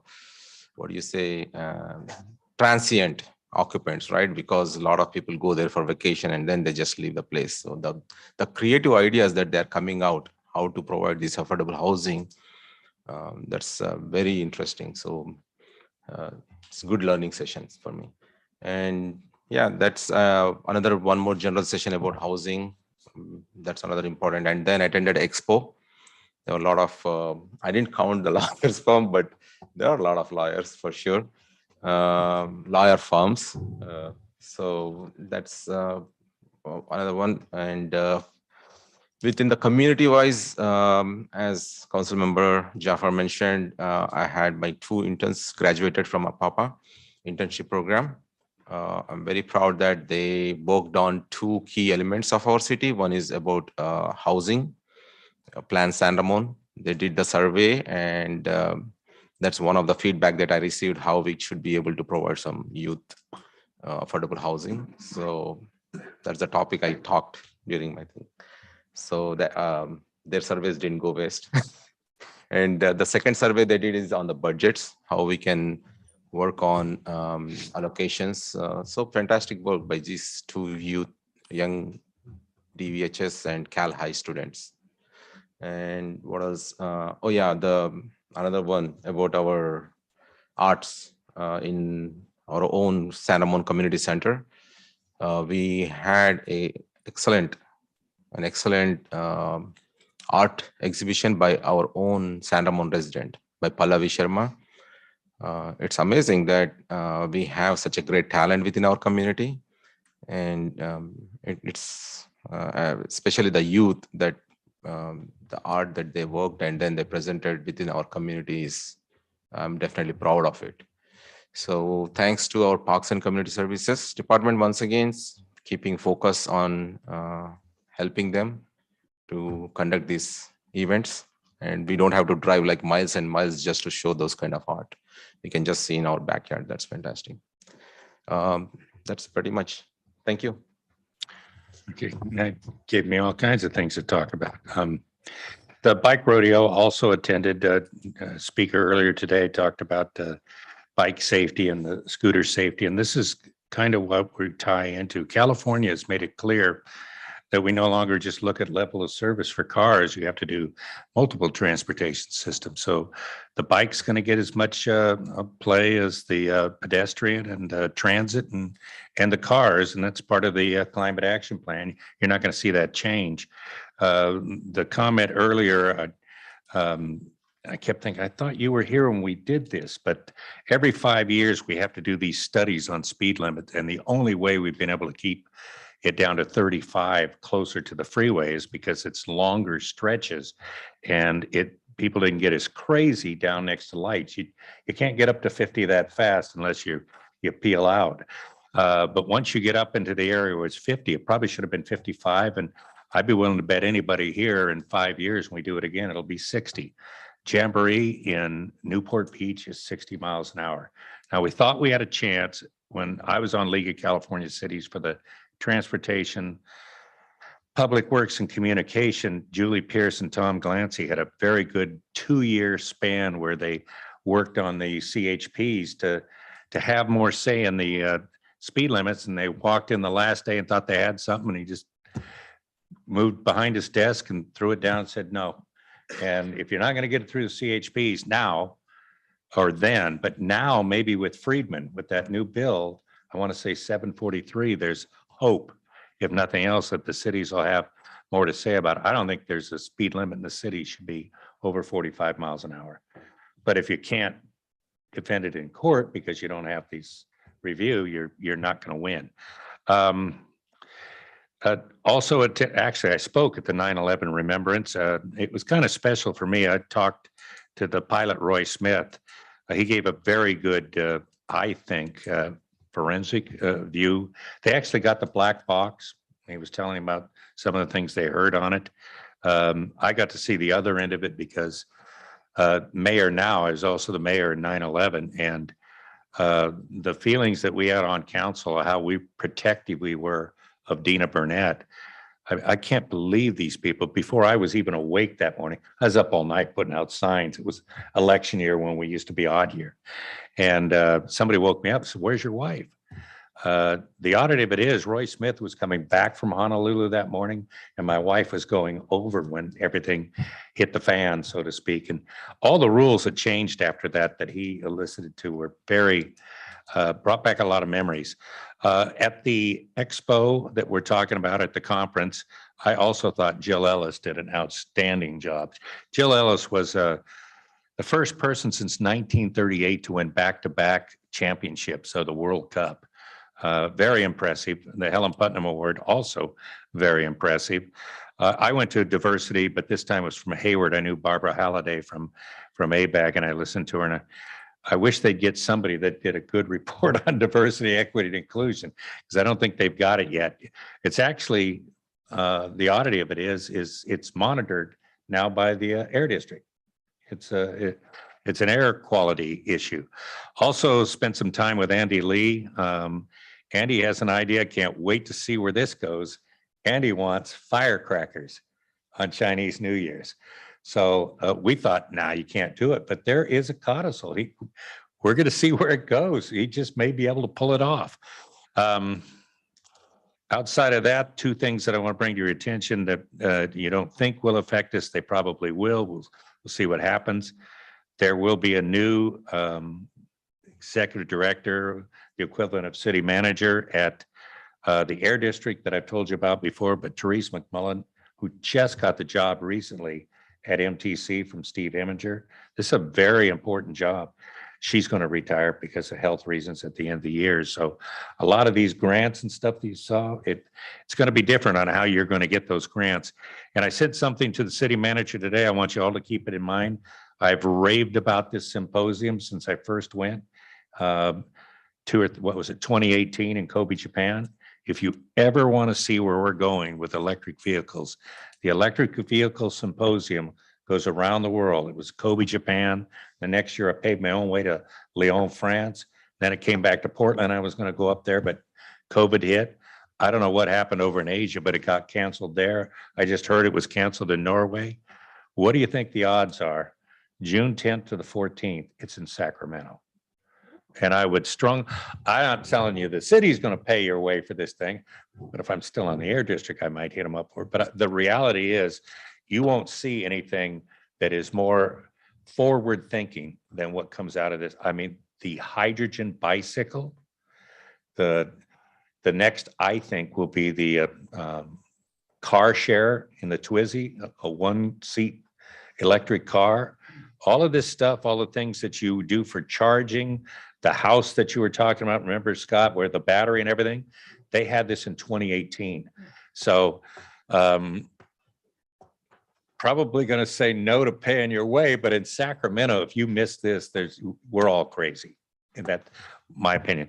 That concludes my report. And if there's no one else that has to add anything to that, for the good of the part. Public comment. We've also skipped item 12 as well. So we have public comment for this item as No. well as item 12. No, she spoke on the, about, yeah. Go ahead. Okay, thank you. Because it's an itemized agenda item, I think the public is entitled to speak about it. I was also at the 9/11 memorial or remembrance ceremony, and I was very proud to see 3 of my council members were present there. In the past, I felt like San Ramon was always absent from July 4th celebrations or veterans, celebration. So it was really nice to see Councilmember Armstrong, Mayor Hudson, and Councilmember Zafar there. I was very touched when I saw the firefighters put up the steps with the big, huge flying American flag there, because to me, 9/11 was about humiliation. The terrorists basically destroyed the Twin Towers, which represented the economic strength of America. And so I was really grateful to see that our flag was still lifted, and the height of the firefighter truck was so tall that it was very obvious that we were commemorating the Twin Towers. So with that, I can't help but want to say, what a great country we are, because when we continue to be hit and beat up, we continue to be so gracious to the incomers, to the new immigrants, so much so that in our own city, July 4th doesn't even get firecrackers, but we will be for Chinese New Year, I guess. Regarding open space meeting, it was a shame that in the beginning, my Taiwanese friend, Helen Shernay, again was kicked out, couldn't get in. Finally, Zoom stopped giving her the crazy message that, she typed in a group of digits that she didn't. And after an hour though, everybody got kicked out. So as a public, I really would like, I pay taxes. I deserve to be able to participate in my public meetings without Zoom being the platform and This is about appropriating. our report. Well, Councilmember Armstrong mentioned about open space. I believe he did. That's why I'm talking about that. And I know he was also kicked out. So my request is for the clerk to please provide AT&T access. I need to have way to be able to participate right back without being held hostage by Zoom, which originated from Communist China. And regarding senior meeting yesterday, 10 o'clock, my friend couldn't get in and had to send me to Finance Committee at 4 p.m. to address grievances. That really has to change. Please provide an AT&T number. Thank you. Thank you. Okay, with no further comments, we will adjourn to the next meeting, which is September 27th. Thank you all.